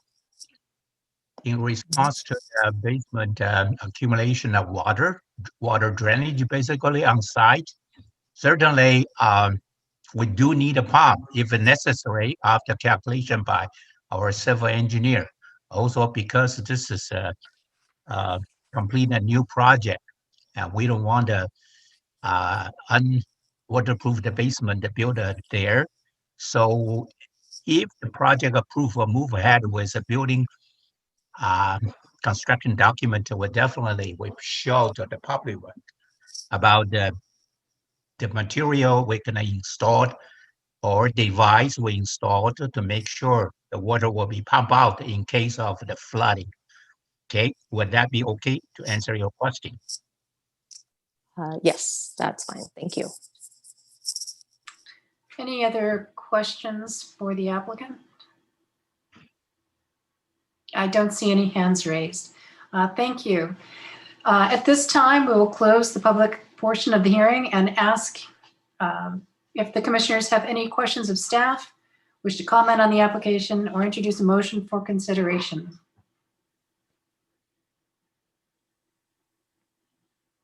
Commissioner Barnett. Yes, I believe that Chair Janoff at the December 2017 hearing brought up the issue of the shape of the lot, which is a trapezoid, and the larger area is toward the rear of the property. So a concern is that although it meets the FAR, that's somewhat misleading because the frontage of the house will be across Topping and taking up a lot portion of the lot there. Commissioner Hanson. Well, I was on the commission at the time we heard this last time, and so but this is a new application, so we have to evaluate it from new. But what I'm hearing is that there's not any support in the neighborhood for this, and I think it's unfortunate that the applicant hasn't had an opportunity yet to reach out to the neighbors, because if they did, there might have been a way to resolve the concerns. So I'm still hoping that that might happen if there were a continuance. I alluded to this in my questions to the applicant, that even though we have a seller policy that encourages below ground square footage, it specifically says in the ordinance, it's in lieu of above ground mass, not both. And so my concern is we're looking at a house that that is at the very maximum of the FAR. I believe it was 1 square foot only below the maximum FAR that you could have, square footage you could have for this size property. And then on top of that, we're having the seller. And so this seems contrary to our idea of the seller policy. So if I were to see this thing again, I would hope that the above ground mass would be smaller, or there wasn't as large of a seller, but something to make it different. And for me, I would be supporting a continuance if the applicant's willing to work with the neighbors to try and come up with something that would be more acceptable. Thank you. Director Paulson. Thank you. I just want to clarify one thing. So the seller policy that Commission Member Hanson is referencing has actually been rescinded by the Town Council. So that was where that language was written. That was rescinded, I want to say 1.5 years, maybe 2 ago. I don't have the exact date in front of me, but I just wanted to make sure that folks were aware that we still do have in our ordinance the definition, or we still do refer to below grade square footage. And so it's still calculated and actually not calculated from an FAR perspective, but that specific language that was in the seller policy has been rescinded at this point. That doesn't, stop the commission from looking at the project as a whole and coming to a similar conclusion. But I just wanted to make sure that that was clear for the record. So Director Paulson, I had a concern about that. I printed out the ordinance just an hour ago, and before our meeting started, and it still says in lieu of above ground mass. Are you looking at the resolution? I'm looking at the ordinance of the Town of Los Gatos, amending Chapter 29 zoning regulations of the town code regarding sellers. So I'll have to look up that piece, but what section is it referencing? Because the policy I know did say that and it was rescinded. What section of code is that, Commissioner Hanson? It is 29-40-072. Mr. Mullen has his hand raised. Perhaps you have some clarification here. I was just going to jump in and say that I have it already pulled out, and the first sentence under that code section is the use of below grade square footage is allowed in residential zones as a means to provide hidden square footage in lieu of visible mass. Below grade square footage shall not be counted as floor area when meeting certain criteria. Then it goes on to list the criteria. Thank you for that clarification, and sorry, Commissioner Hanson, I thought you were referring to the policy, not the ordinance. I did say the word policy, but yes, yeah. But I knew it had become an ordinance. So I just to close the thing out, I didn't want to be overly focused on the seller, because that is something that we do generally like to see. I'm still remain concerned that this would be the largest house in the neighborhood, and that we don't have any support from the neighbors, and it doesn't seem to fit. So I think there's a lot of concerns that need to be resolved. So I'll leave it at that. Any other comments? Vice Chair Birch. Yeah, I agree with my fellow commissioners. I would support a continuance, and I would strongly encourage the applicant and their architect to do community outreach or neighborhood outreach, something that we encourage people to do before they've submitted an application, because you can hear maybe the privacy concerns, sound concerns, and things from your neighbors, and incorporate those compromises into your application before you come in front of us. the other comment that I had is in line with what Commissioner Hanson was speaking to, that while we allow below grade square footage, the intent isn't to max that out and then still max out the above grade square footage. The intent is to use that as a tool to keep your home in line with the neighborhood, but allow you perhaps some additional square footage that you needed. That being said, the house is quite large, and even though, yes, the lot is large, the actual road frontage is not a significant road. It's not a significant road frontage. So it increases I think the feel of that mass. So I would be looking for something that came back to us that had included neighborhood input. I would like to, when they come back, I would like to know that they did some neighborhood outreach, and something that reduces that massing and brings it in line with the typical massing within the immediate neighborhood. Thank you for that. Any other comments? Mr. Barnett, then Commissioner Barnett, then Commissioner Devana. No, in reviewing the design again, I would urge the applicant to consider the residential guideline 2.3.1, which specifically addresses two-story homes in predominantly one-story neighborhoods, and has some good suggestions in there. Thank you for that, Commissioner Devana. I was just going to say, I agree with my fellow commissioners for the most part. You know, I think the applicant needs to reach out to the neighbors. Apparently, to my view, did not happen at all, based on the comments from the public this evening. So if the applicant can reach out to the neighbors, come to a compromise. I don't have as much of an issue with the size of the property or proposed property. The FAR is in line with some of the other ones in the FAR comparison of the neighborhood analysis. So while I think they could probably make some changes to the size based on the neighbors' comments, I don't see that as a particular issue. I would like to see them address the neighbors' concerns, though. Commissioner Thomas. Thank you. I agree with Commissioner Devana. I'm not as concerned with the size either, even with the smaller frontage situation. Some things that I was a little bit concerned about that haven't been brought up tonight were with regards to the garage door design and the residential design guidelines section 242. And I just don't want the applicant to go and work with the neighbors on the size situation and then have them come back again and then raise more issues associated with that or some of the other residential design guideline issues that were brought up. So I just wanted to point that out because I don't want that to be the only thing holding them back in the future if they come back, if there is a continuance. Thank you for that. Any other comments or concerns? And I would just like to echo the comments of the commissioners. We did have this similar discussion in 2017, and this is a brand new issue, but the sheer width of the house across this relatively short frontage does pose a certain sense of it being more mass than you might think on a property of this size.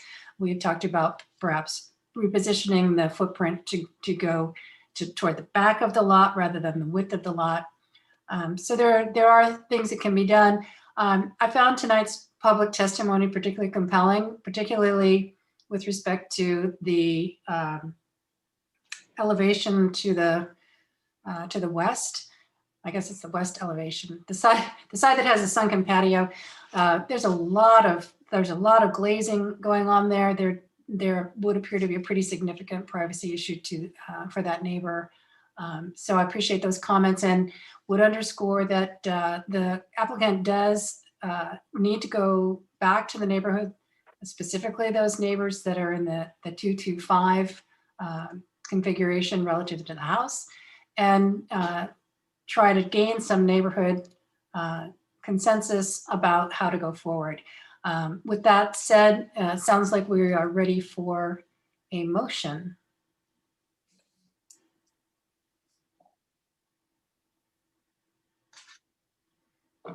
Commissioner Hanson.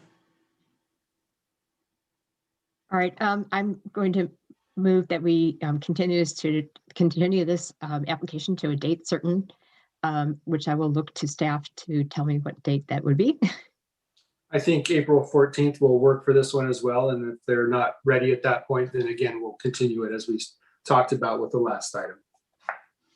And so we're continuing this to allow the applicant primarily to spend some time meeting with the neighbors to try and resolve their concerns.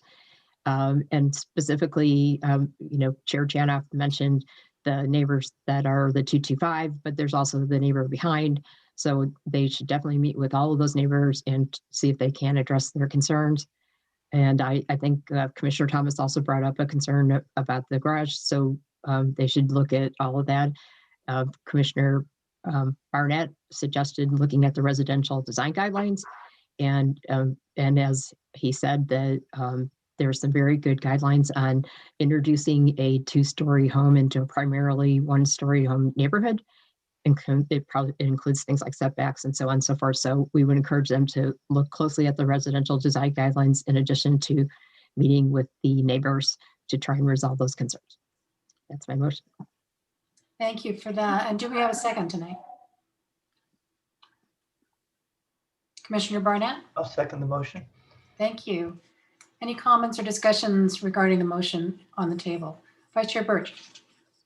If I can, as part of that would also be ensuring that if the tree removal at the back of the property is just required based on the health of the trees, that the applicant would work with staff on putting proper replacement trees in that would allow good screening.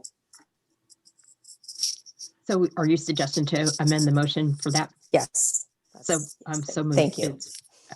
And is it okay with the seconder? It is indeed. Okay. Thank you. Any other discussion or comments? Seeing none, I'll call the question.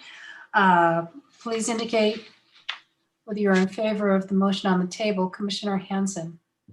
Yes. Commissioner Barnett. Yes. Commissioner Tabana. Yes. Commissioner Thomas. Yes. Commissioner Suzuki. Yes. Vice Chair Birch. Yes. And I vote yes as well. Thank you. And we are done with this item and ready to move on to the next item on the agenda. This item is a request to consider for approval a zone change from residential 1D LHP, single family residential downtown with a landmark and historic preservation overlay, to C2 LHP, central business district with a landmark and historic preservation overlay, and a general plan amendment to change the land use designation from medium density residential to central business district for property located at 4 Tate Avenue, APN 510-44054. Zone change application is Z20-002, and general plan amendment application GP-20-001. Property owner is the town of Los Gatos, and the applicant is Mr. Jim Foley. First, may I see a show of hands from commissioners who have visited this property? Thank you. Are there any disclosures? I see none. Ms. Armour, I understand you'll be giving the staff report tonight. Yes, good evening. Good evening, Chair, Vice Chair, Commissioners. Before you tonight is a request for a general plan amendment from medium density residential to central business district, and the associated zone change from single family residential downtown to central business district. The landmark and historic preservation overlay would be retained. And this is on 4 Tate Avenue. In contrast to many projects reviewed by the Planning Commission, this proposal is just about changing the rules that apply to the property. There is no particular business that is proposed on the site at this time, and no improvements are proposed to the site or the building. Also unusual, this is a property that is owned by the town, and so the town has additional involvement when a specific subtenant is chosen. The requested general plan amendment was reviewed by the General Plan Committee in January of this year. This committee forwards a recommendation of approval to the Planning Commission and to Town Council. The proposed general plan amendment and zone change would be consistent with the pattern of land use and zoning in the adjacent downtown commercial area. Additionally, the applicant's letter explains how the best use of the existing historic building is a commercial use. For these reasons and the analysis provided in the staff report, staff does recommend that the Planning Commission make the required findings in Exhibit 2 and forward a recommendation of approval to Town Council of the draft resolution in Exhibit 3 and draft ordinance in Exhibit 4. There was a desk item distributed today with some comments and concerns from nearby neighbors. But this concludes staff's presentation. I'd be happy to answer any questions. Thank you, Ms. Armour. Do commissioners have questions for staff? I don't see any hands raised. So at this time, we will open the public hearing and give the applicant up to 5 minutes to address the commission.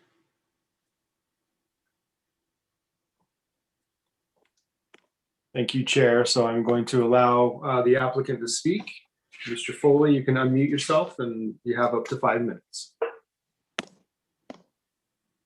Thank you, Mr. Paulson. Can you all hear me? Yes, we can. Go ahead, Mr. Foley. Good evening, distinguished Planning Commission. My name is Jim Foley, representing Imwali Properties, Pennant Properties, and Tate Firehouse LLC, the applicant. I'd just like to provide a bit of background for you on the project. The project is the result of an RFP process put out by the town of Los Gatos several years ago to create a public-private partnership with a qualified local real estate company to restore, renovate, reposition, and ultimately lease and manage the 2 town-owned museum properties located at 75 Church Street, which is Forbes Mill, and 4 Tate Avenue, which is the Tate Firehouse on the corner there. The RFP proposed a master lease structure whereby the private partner would enter into a long-term lease for the property from the town and essentially take responsibility for the aforementioned activities, including the expenditure of significant dollars associated with improvements in return for an economic participation in the project. The details of this can be found in the 2 master leases entered into with the town of Los Gatos last year. Imwali Properties was awarded the RFP and for 2 years went through an extensive process to craft and ultimately execute the 2 master leases for the properties, with a tremendous amount of participation from town staff and significant oversight by the then town council, who ultimately approved the leases and authorized the town manager and town attorney to execute the lease documents last fall. The Forbes Mill property is already zoned for commercial uses contemplated by the master lease for that particular property. However, the Tate Firehouse property is zoned for residential use and needs to undergo the proposed zone change and general plan amendment in order to accomplish the goals of the master lease. Please note that the only residential use that has ever existed at the property is an ancillary use as a component of the old firehouse, and outside of that has always operated as a museum, which was open to the public and attracted outside visitors to the site. The property is adjacent to the central business district, and the neighbor to the east is currently zoned for commercial use. We want to be really clear that this project has restoration at its heart, and it does not contemplate expansion or redevelopment. We understand the property is bordering the residential neighborhood and the nearby schools and church, and we've been in touch with both of the schools and the church, and they are supportive of the rezoning effort, as it is of utmost importance to get the property back into regular service and occupied in order to discourage vagrants and vandals that have entered the property from time to time over the past several years. We've also heard from many residential owners in the residential neighborhood, most of whom are supportive, with a few having concerns that will hopefully be alleviated as they watch the process unfold and a future project is ultimately brought forward. You'll note that the General Plan Committee, whom some of you sit on, has recommended approval of the application, and town staff also recommends the Planning Commission make a motion to recommend approval of the zone change and general plan amendment to the town council. As illustrated in our biography section, our team is highly qualified, ultra local, and has a vested interest in the betterment of Los Gatos for several generations. We will be careful stewards of the property and are really excited to move this project forward through the process, and we're here to answer any questions you may have. Thank you. Thank you, Mr. Foley. Do commissioners have questions for the applicant? Commissioner Hanson. I obviously was on the general plan committee when we heard this before, but I do remember during the discussion, so I wanted to ask it, make sure I had that right, is that any potential applicant to take over the lease in that facility would have to be approved by town council? Is that correct? That's my understanding. I don't know if Director Paulson, or it doesn't appear that the town attorney is on this Zoom, but that is my understanding as to how the lease is written. That could be verified, I think, internally if you want to check. It was probably a better question for staff, so thank you. Okay. Any other questions for the applicant? Vice Chair Birch. Yeah, I noted on the general plan committee notes that the committee members discouraged restaurant and personal service uses in this location. I was curious with the proposed changes, do you agree with that, I guess, discouraging recommendation? Or do you find that the interest in this space may fall more in line with the restaurant or services? So it's a really interesting question. Since we started this process a number of years ago, a lot of things in the market have changed. Not that that is a direct correlation to what is or is not appropriate here. I think that this particular property is very compatible with the C2 and the downtown central business district just because of its location and the neighboring properties. But we are on the border. I mean, we realize we're right there. It is literally the edge of the residential neighborhood and the edge of the central business district. So we've seen some of the concerns and had some conversations with the neighbors about what the uses are. I don't know. I think it just depends on the particular project. You know, that's a very broad use. A food or personal service use is allowed in C2, but within those designations, there is a broad variety of how those things could be executed. So I think it's just a matter of finding something that's compatible. I think that, you know, it's very likely that it's an office project, but we don't want to preclude, you know, something that could be really valuable to the community and to the immediate neighbors that might fall under one of those use categories. And the only other thing that I'll point out is I think it was maybe only one and possibly two, but one of the people that raised that issue at the general plan committee meeting. There were not more than that had that concern. Okay, all right. Thank you. Commissioner Suzuki. You mentioned earlier that there was a preservation element in terms of history to changing the zoning laws. Could you elaborate? Yeah, I mean, I think just the goals of this project are not, and this is something that I think I wanted to clarify to you all, although I think you have a better understanding of it than most, but also to the neighbors. We're not talking about tearing these buildings down and redeveloping them or adding things to them. These are, you know, historical buildings in the town. They're of significance. I think that, you know, the architectural style of them is fine. Maybe that there could be some refreshing done, but it's not a project to try to increase any density or add any square footage. It's really to preserve these. The museums were doing that to a certain extent, and the town was a steward of that for many years, and they were keeping the buildings up and keeping them maintained. So I think we just want to take it to the next level. We want to, you know, touch up some of the exterior stuff, maybe provide some changes, maybe restore. The firehouse has some opportunities to restore it to maybe what it looked like more, you know, I don't know how many decades ago, 4, 5, 6 decades ago.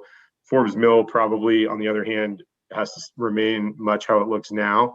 And a lot of the improvements are going to be focused on tenant improvements on the interior of the buildings rather than trying to modify anything. So, you know, I think our hope is, you know, having been here a long time and we have interests in a lot of other historical properties and commercial properties in town, I think that we understand maintaining character in town, and that's sort of the goal here. We think that we could as opposed to, you know, whatever somebody else's objective might be, to use these postage stamps of land and create something new or different.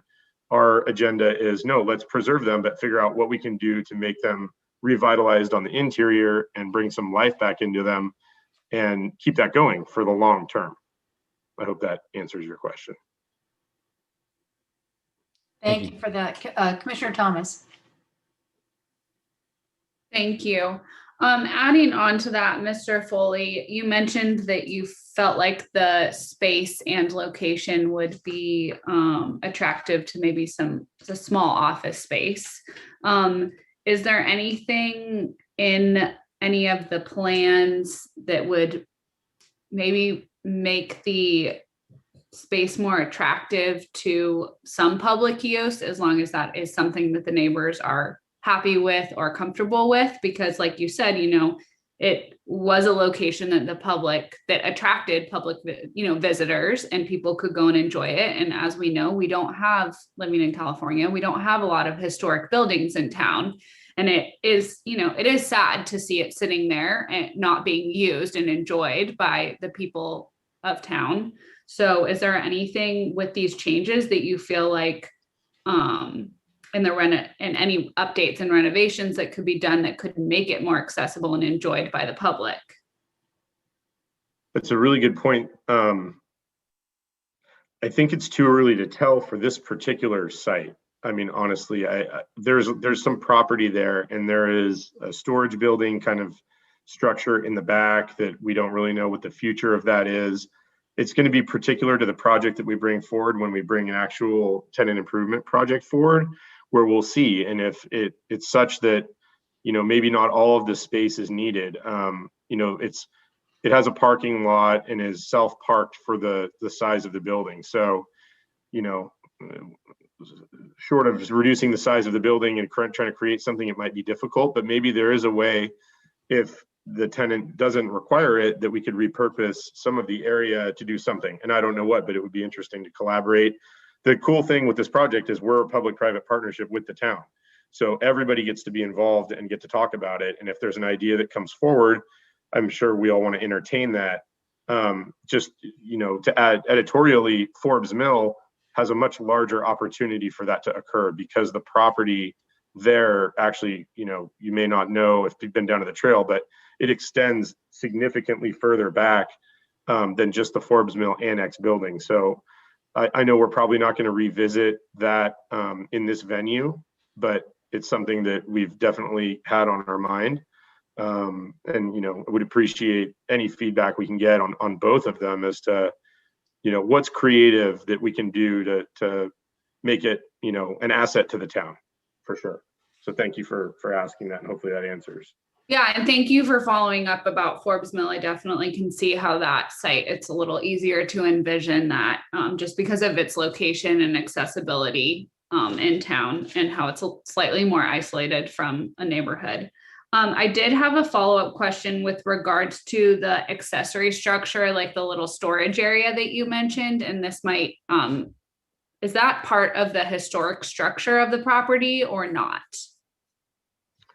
And if you don't know, I can ask staff later. Yeah, I don't know. I think Director Paulson might know better than I, if that's how that would be treated.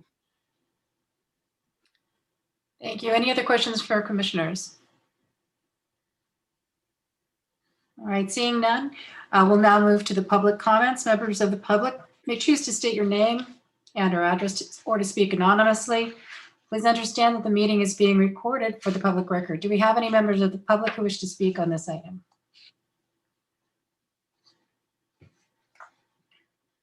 Director Paulson, you are muted. Thank you. We do have a hand raised, and so the first person will be Kat.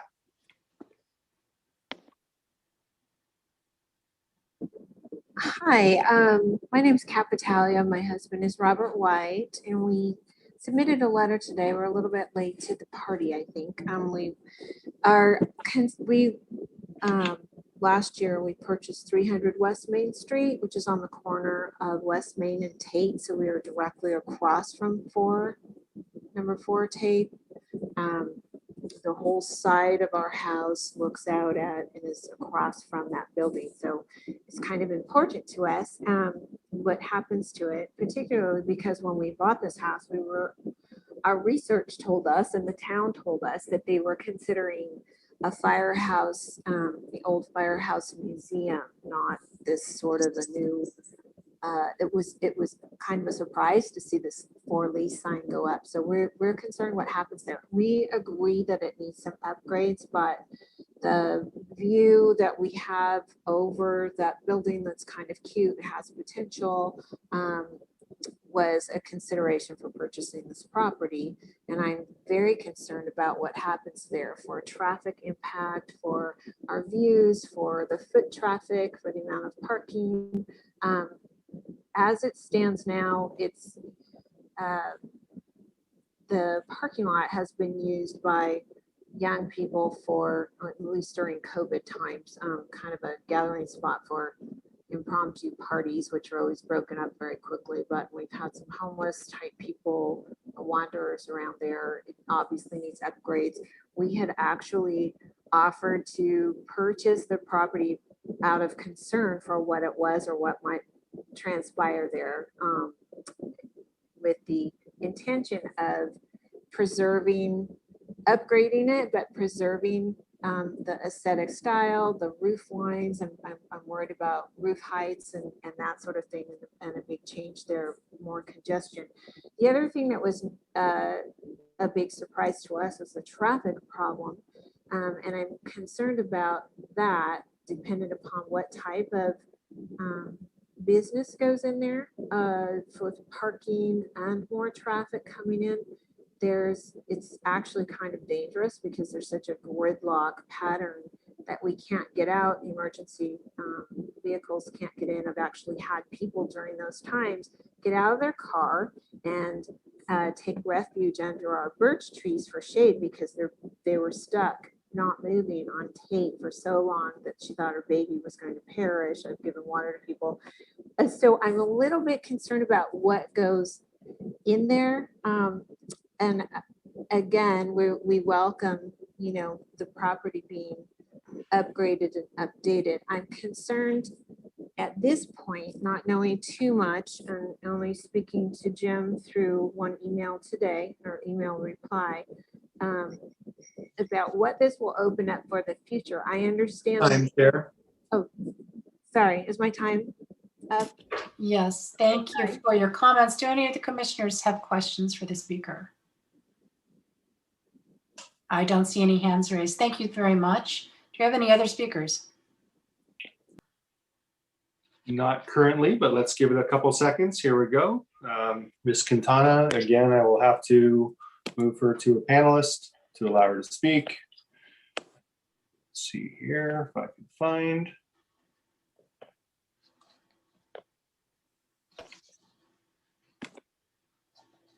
So Ms. Quintana, you go and unmute yourself and then you can speak.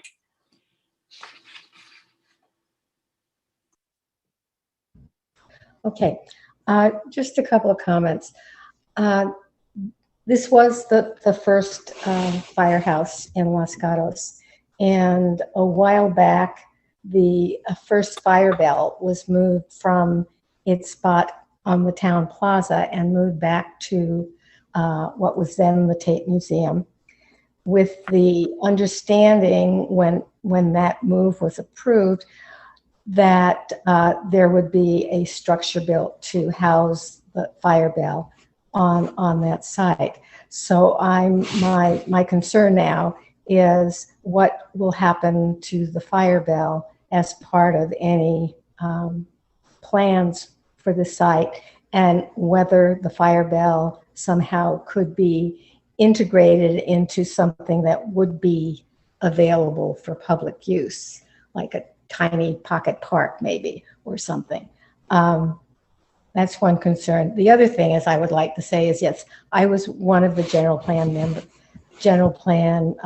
committee members who had concerns about the possible uses on the site, since it's my understanding that all of those uses that could be allowed in the C2 would be by right uses. And therefore, it's not clear to me what control exactly that the town council would have over the use rather than just the architecture.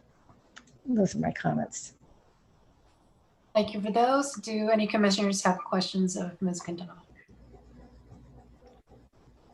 I don't see any hand raised. Do we have any other speakers? 1 second, I have to get back to the other room. See if anyone else's hands raised. So the next is Jim Pappas.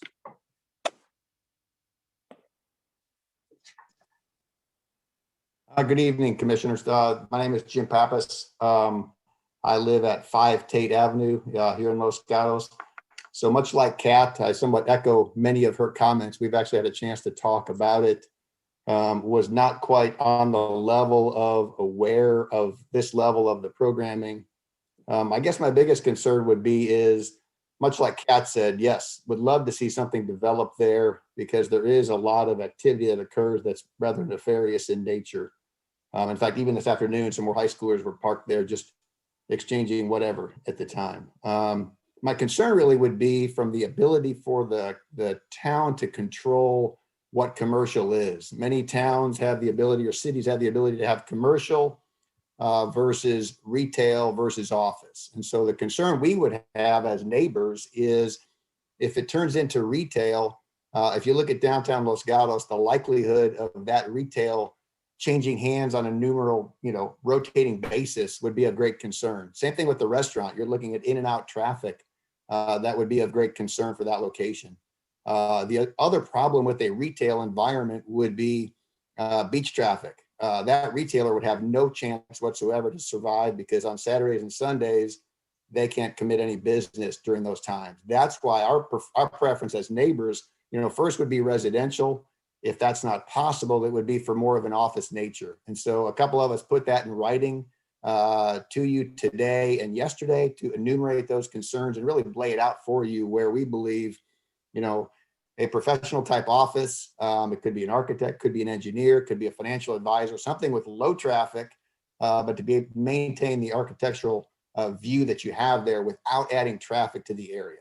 Because the reality is, if you talk about 4 sides of that building, 3 of the 4 sides are residential. And I think that needs to come in because when people talk about it saying, hey, it's a commercial location, it's commercial on one side where you have it's like kind of a hair shop and a massage place. Everybody else on all other sides are all residential. So I'd like for people to keep that in mind when considering what control you have if you do make it commercial. And appreciate your time. Thank you. Thank you very much. Are there any other questions for this speaker? Don't see any hands. Any other speakers? I don't currently see any other hands, Chair. Again, give it a second here. I don't see any other hands. All right, so at this time, we would like to hear from the applicant again, who has up to 3 minutes to add anything further. Does the applicant wish to speak again?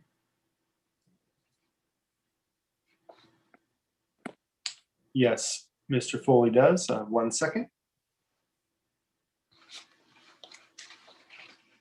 Yeah, no, I won't take too long, but I appreciate the comments by the neighbors, and I was able to see some of their letters, and to both of them or anyone else listening, you received our letter reaching out, and I'm happy that you're engaged in the project, and we just want to make sure that everyone that's around there is on board.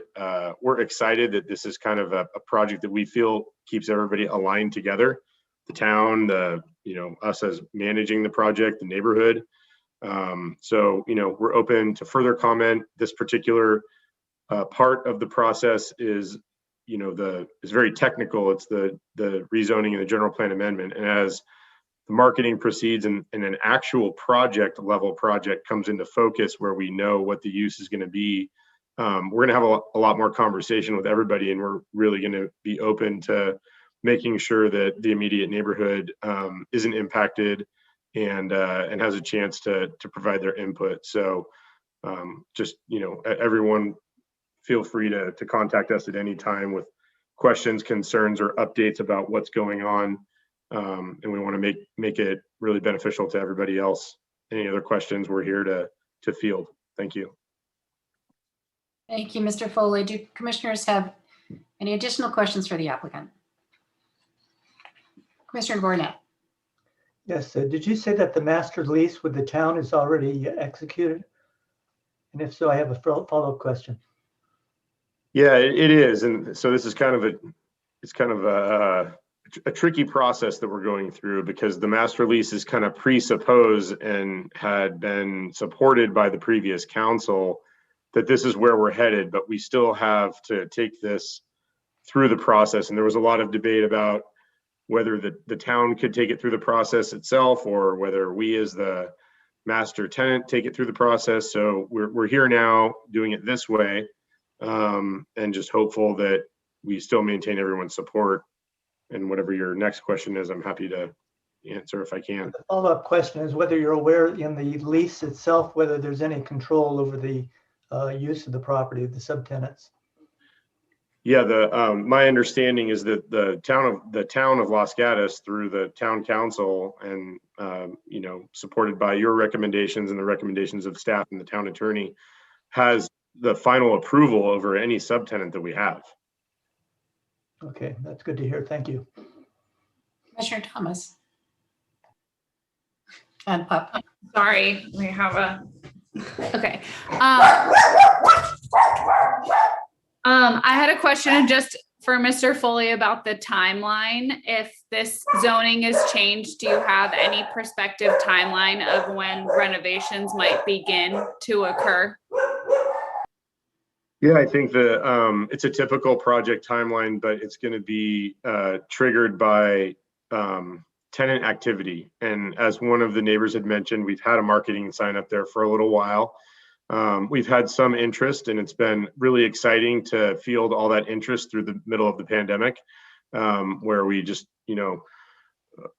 everyone, I mean, generally speaking, I think that there's been more activity in Los Gatos than a lot of other places, but for this particular property, it's on a quieter part of the business district, so may not be immediately the first property to go look at. So we have had some inquiry, but not a lot of activity.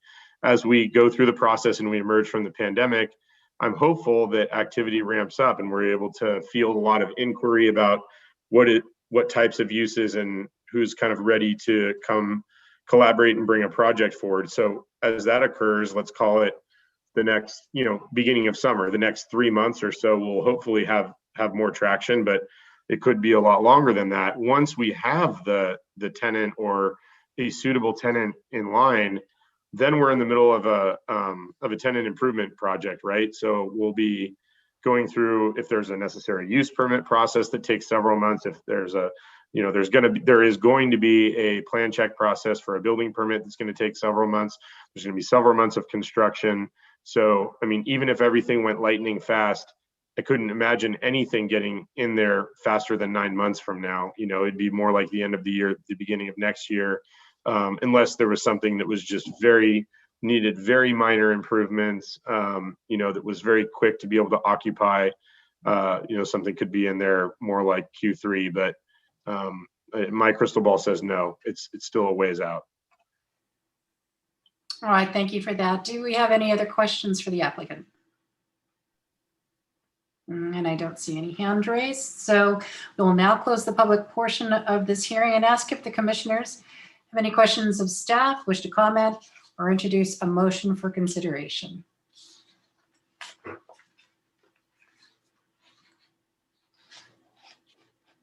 Commissioner Suzuki. I do have a question to staff, which is there any, so what was mentioned earlier is that the property hasn't actually been used for housing. Is there any potential in the future that it could be used for housing?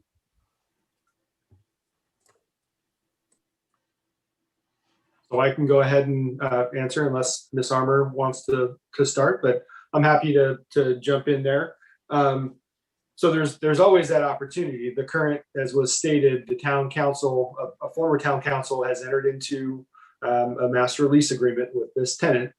So it would take an action to modify that. The challenge gets to be utilizing the existing building which is historic and is in a historic district, whether or not that could be rehabbed or whether it would need to be significantly altered to make housing, whether that's market rate or affordable housing, work on that site.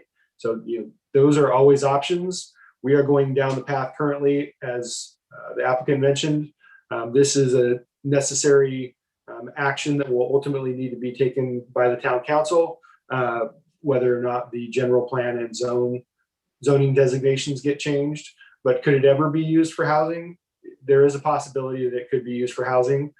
If these two applications move forward and it is changed, then it could either be changed back, or we do actually allow residential in a number of our commercial zones with conditional use permits. So there are still, this doesn't negate the options for future residential use. And hopefully that answers your question, Mr. Suzuki. Well, thank you for that. Any other questions for staff or discussion? I did have one further question for staff. It's been commented a couple times, the control that staff or the town council has over who will potentially occupy this site. There's been a lot of concern that was raised at the general plan meeting regarding, what don't we want in this space? So if you could spend a minute just to help us understand what type of controls would typically be in place to make sure that the right fit for the neighbors and the town were decided upon.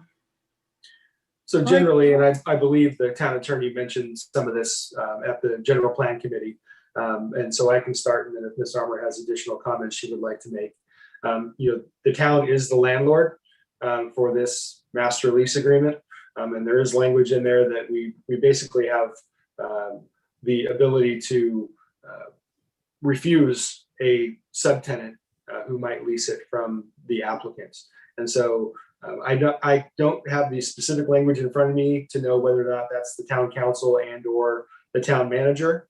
But typically, if we do come to a situation and moving forward, if that becomes a situation, and this obviously following a recommendation of the planning commission to the council, further clarification will be provided.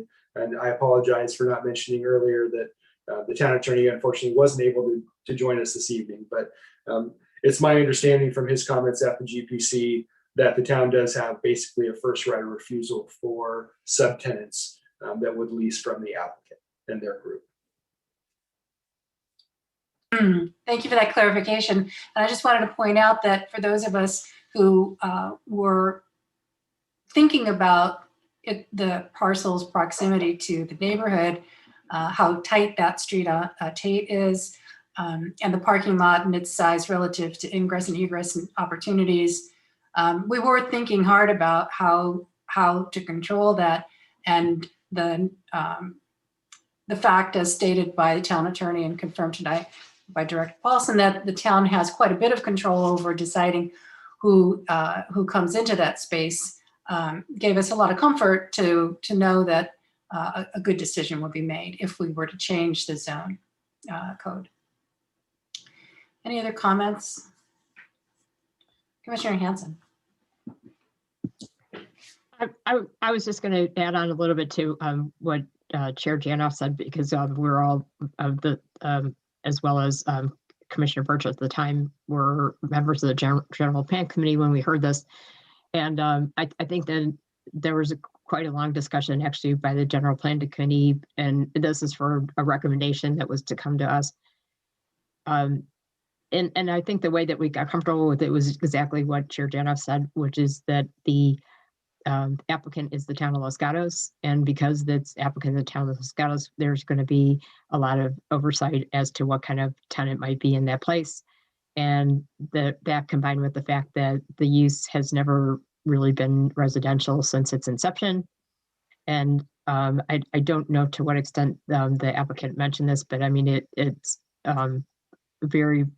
quite a bit more difficult for them not having the zoning aligned with the actual use in terms of making a lease happen. So putting all that stuff together. But having said that, the the General Plan Committee was concerned enough about the possibility of personal service or restaurants being in that location, being so close to residential, that was included in the recommendation. That shouldn't be considered, but again, it is just a recommendation. Yeah, thank you for that, Commissioner Hanson. And it's important to note that tonight we are making a recommendation, or this motion will be a recommendation to Town Council. And so if there are concepts that we would like to see considered or not considered, now's the time to put those ideas in place for their consideration. And I would just like to echo the comments of Commissioner Thomas and perhaps elaborate a little bit. The idea that this is a place of history is something that really resonates for me, as it does, I'm sure, for those members who are and were on historic preservation. Thank you for the question, Commissioner Suzuki. So there's a real opportunity to do something special here in terms of the kind of placemaking I think that Commissioner Thomas is thinking of, and the notion that there's a bell that is the possible focus for that kind of opportunity for public enjoyment of this and its history is a very compelling one. So I hope that those comments go forward to the Town Council in terms of what the Planning Commission would like to see for this particular location. Any other comments? And yes, Commissioner Suzuki. Since this is essentially a recommendation in spirit to the Town Council, I do want to bring up a concern that I can't help but have. I understand that there's been a lot of thought and deliberation placed into executing this private public partnership, but I can't help to see that there is a pretty large opportunity cost to designating this land specifically for commercial use. I do understand that there could be potential for conditional use permits such that maybe people could live there. But in spirit of specifically in the use of commercial commercial use, I don't know if I could endorse that. The town needs to meet state housing quotas, and the town is still struggling to meet those quotas by literally hundreds of houses, even with the North 40 in play. And if we don't, the state of California has the resources. Like when they do have the resources, they probably will sue us again. In our housing element, HOU 1, expand the choice of housing opportunities for all economic segments of the community by supporting the development of affordable housing in a variety of types and sizes, including a mixture of ownership and rental housing. HOU 3, preserving existing residential opportunities, which I believe is actually in line here, including the existing affordable housing stock. After visiting the property personally, I can't help but to think that the property was quite large with a lot of potential for housing development, and specifically for commercial zoning, I don't really see what the clear benefits are here. Perhaps that's because a very clear picture of what exactly the property will be used for hasn't been made clear to me. So those are my thoughts. Thank you for that, Commissioner Thomas. I can't help but have some of the same concerns as Commissioner Suzuki, because I too know, we all know that we're facing a housing crisis in the state of California, and Los Gatos is not immune from that. And so I do think that, it is our job to be thorough and play devil's advocate and make sure that we are looking at all the potential best uses of different land space. And we were provided with the existing floor plan of the property. It doesn't, looking at it, I thought, could this be divided into multiple smaller units? That one of the reasons I asked, which I did want to ask staff about if they could follow up on that it was the accessory structure part of a historical. Is that part of the historical designation, or could that be removed? I guess, we're jumping in, both Commissioner Suzuki and I are jumping into this a little bit later than some of you, because so many of us are on the General Plan Committee. So I did have the same questions, like initially looking at this, like has it really been thoroughly looked at if this could be used for a place for people to live, especially because it's so walkable to downtown, and this is a space where people could, not need a car to live, which is great. I think building spaces, providing housing in places like this is just something that we're not only required to do by the state, but we want to do in the rewriting of the general plan. So I like I said, I love the idea of having it be a place where people can, a placemaking situation. I do think you can provide that in addition to allowing people to live there, right? Especially if there is like a small courtyard with the bell and some signage, or a small, incorporating some like park or space where people can sit. So anyway, that is one of my concerns. And then I did have the question about the accessory structure and like if there's any historical significance to that. And then my other question is how, if the general plan update would affect this at all, or the lease, or if it would be grandfathered in because of that situation. That's more of just like a technical question, I guess, for Commissioner Hanson, maybe, or Chair Janoff. I don't know if you'd be able to answer that. Let's start with the first question regarding the accessory structure. Does staff have any idea whether that's, I have an opinion based on the cinder block structure. I have an opinion about whether it's historic, but I'll defer to staff. I don't actually have any specific information about the detached structure. Often on historic sites, it is the primary structure that we are focused on. And as you said, the cinder block nature does indicate it might be more recent. Yeah, it's a tell. Commissioner Thomas or Suzuki, or for anybody else interested in whether or not a property is considered, or structures on a property are considered historic, I would encourage you to visit the library and take a look at the Sanborn maps. And if you don't know what they are, ask one of the librarians and they'll show you. But you can look at these specific parcels and see the structures that existed from 1895 through 1948, I believe, or 1950. So there's a lot of information there, and I'm sure a quick look at this parcel would indicate whether it existed in an historic timeframe. Regarding whether the change in zone would impact the general plan advisory committee work, I'll defer to Chair Hanson. So yes, we do have a very large housing target, but this one property isn't going to make a difference one way or the other. And so when we had this discussion at the general plan committee, so because we're all well aware of the huge housing target that we do have. And again, this is a property that's owned by the town of Los Gatos, who is also very aware of the housing target that we have and the growth that's expected. And they are proceeding forward with wanting to change this to the general plan zoning as well as the underlining zoning to commercial use, because that property has never been done as such. So that was how the general plan committee got comfortable with it. And, I don't think it's going to have any impact on the work of the committee. And later on, we'll be starting the housing element later this year.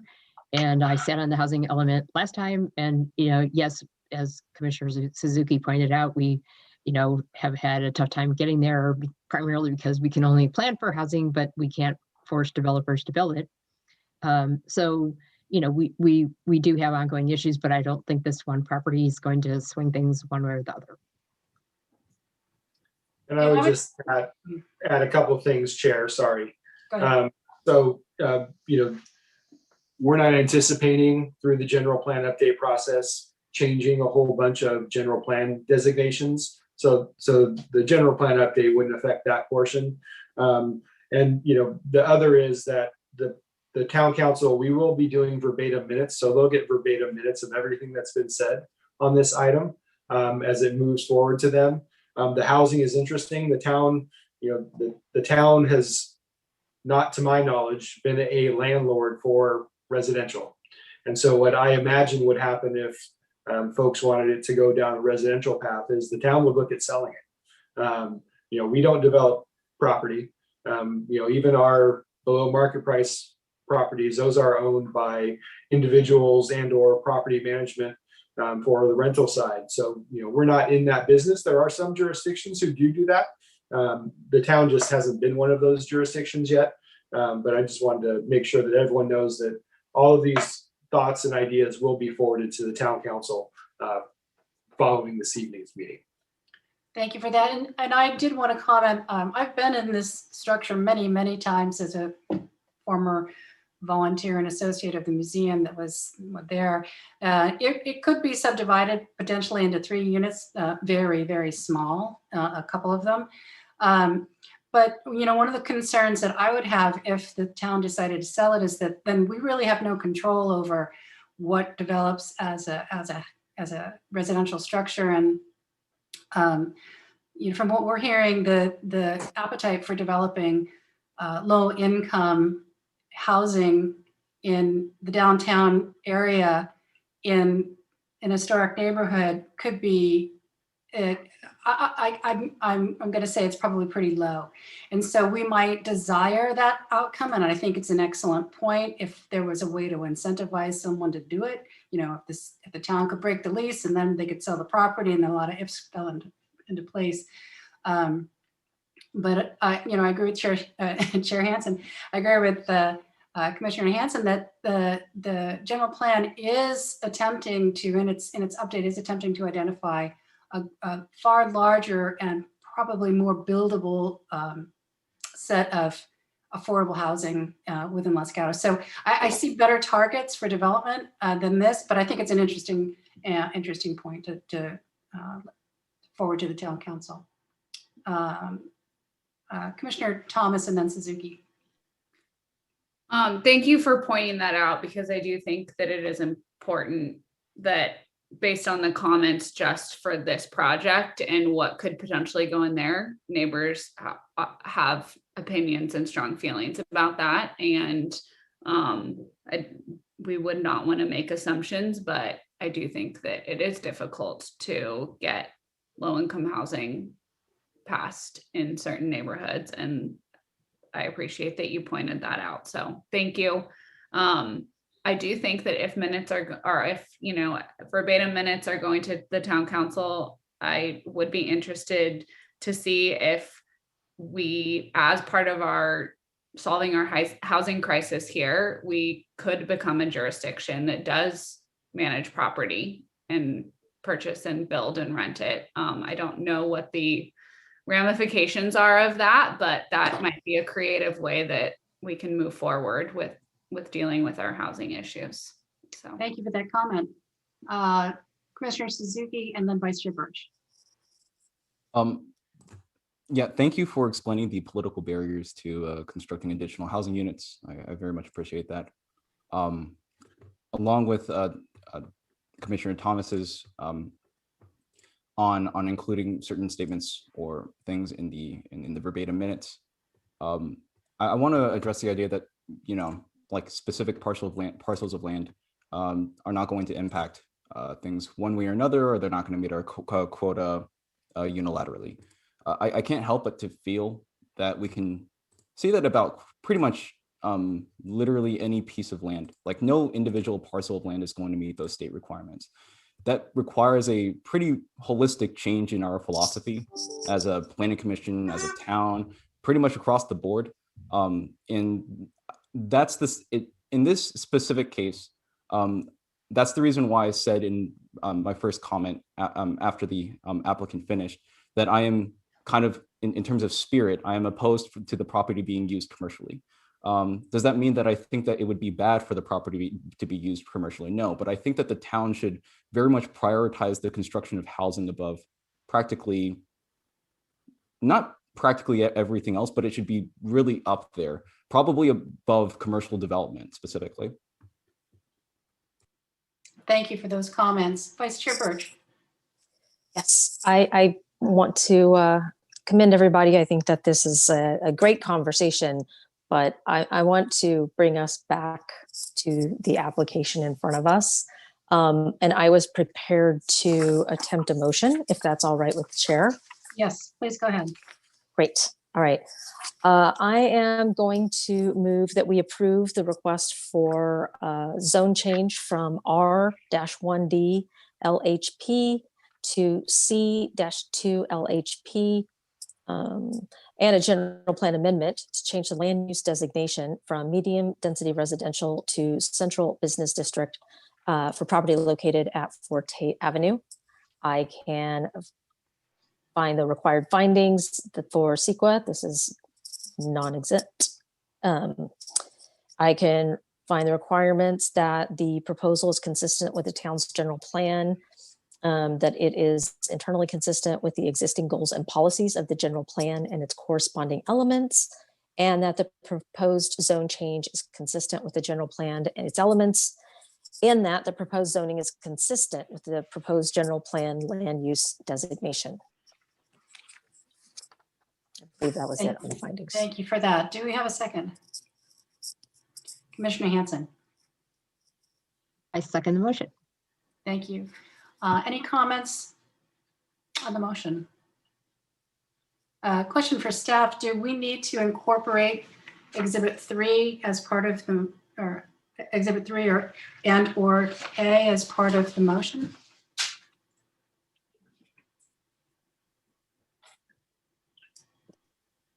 So as I understand it, the motion includes the resolution for the general plan amendment and the ordinance for the zone change with their any attachments is how I understood the motion.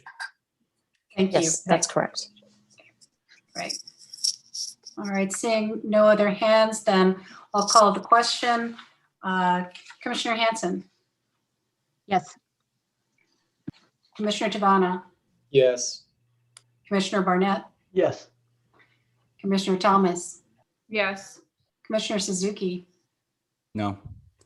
Vice Chair Birch, Yes. and I vote yes.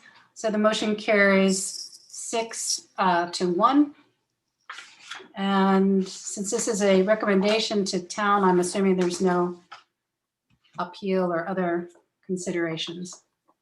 That's correct. It's a recommendation to the town council, so there are no appeal rights. All right, thank you. Okay, thank you. Now we move on to the next item on the agenda, which is other business. I don't know that we have any. So we will move on to the report from the Director of Community Development, Dr. Paulson. The only thing I just want to bring to folks' attention is that on, well, I guess it's tomorrow now. Tomorrow, Thursday, we will be having a scoping meeting for the environmental impact report that will be prepared for 110 Wood Road, which is the redevelopment of the Meadows facility up off of South Santa Cruz Avenue.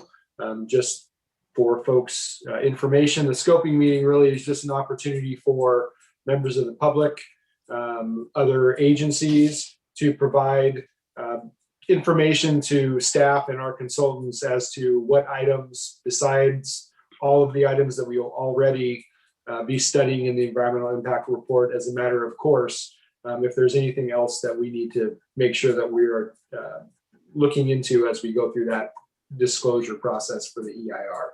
So just wanted to let folks know that will be via Zoom, obviously, and that meeting begins at 7 p.m. tomorrow. All right, thank you for that. And finally, we have committee reports. Do we have any tonight? Commissioner Hanson. Since our last planning commission meeting, the general plan updated advisory committee met, and we started considering the community design element, which is the companion element to our land use element.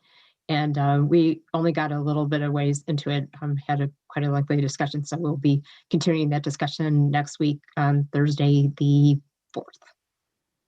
Thank you for that. And anything from Historic Preservation or CDAC?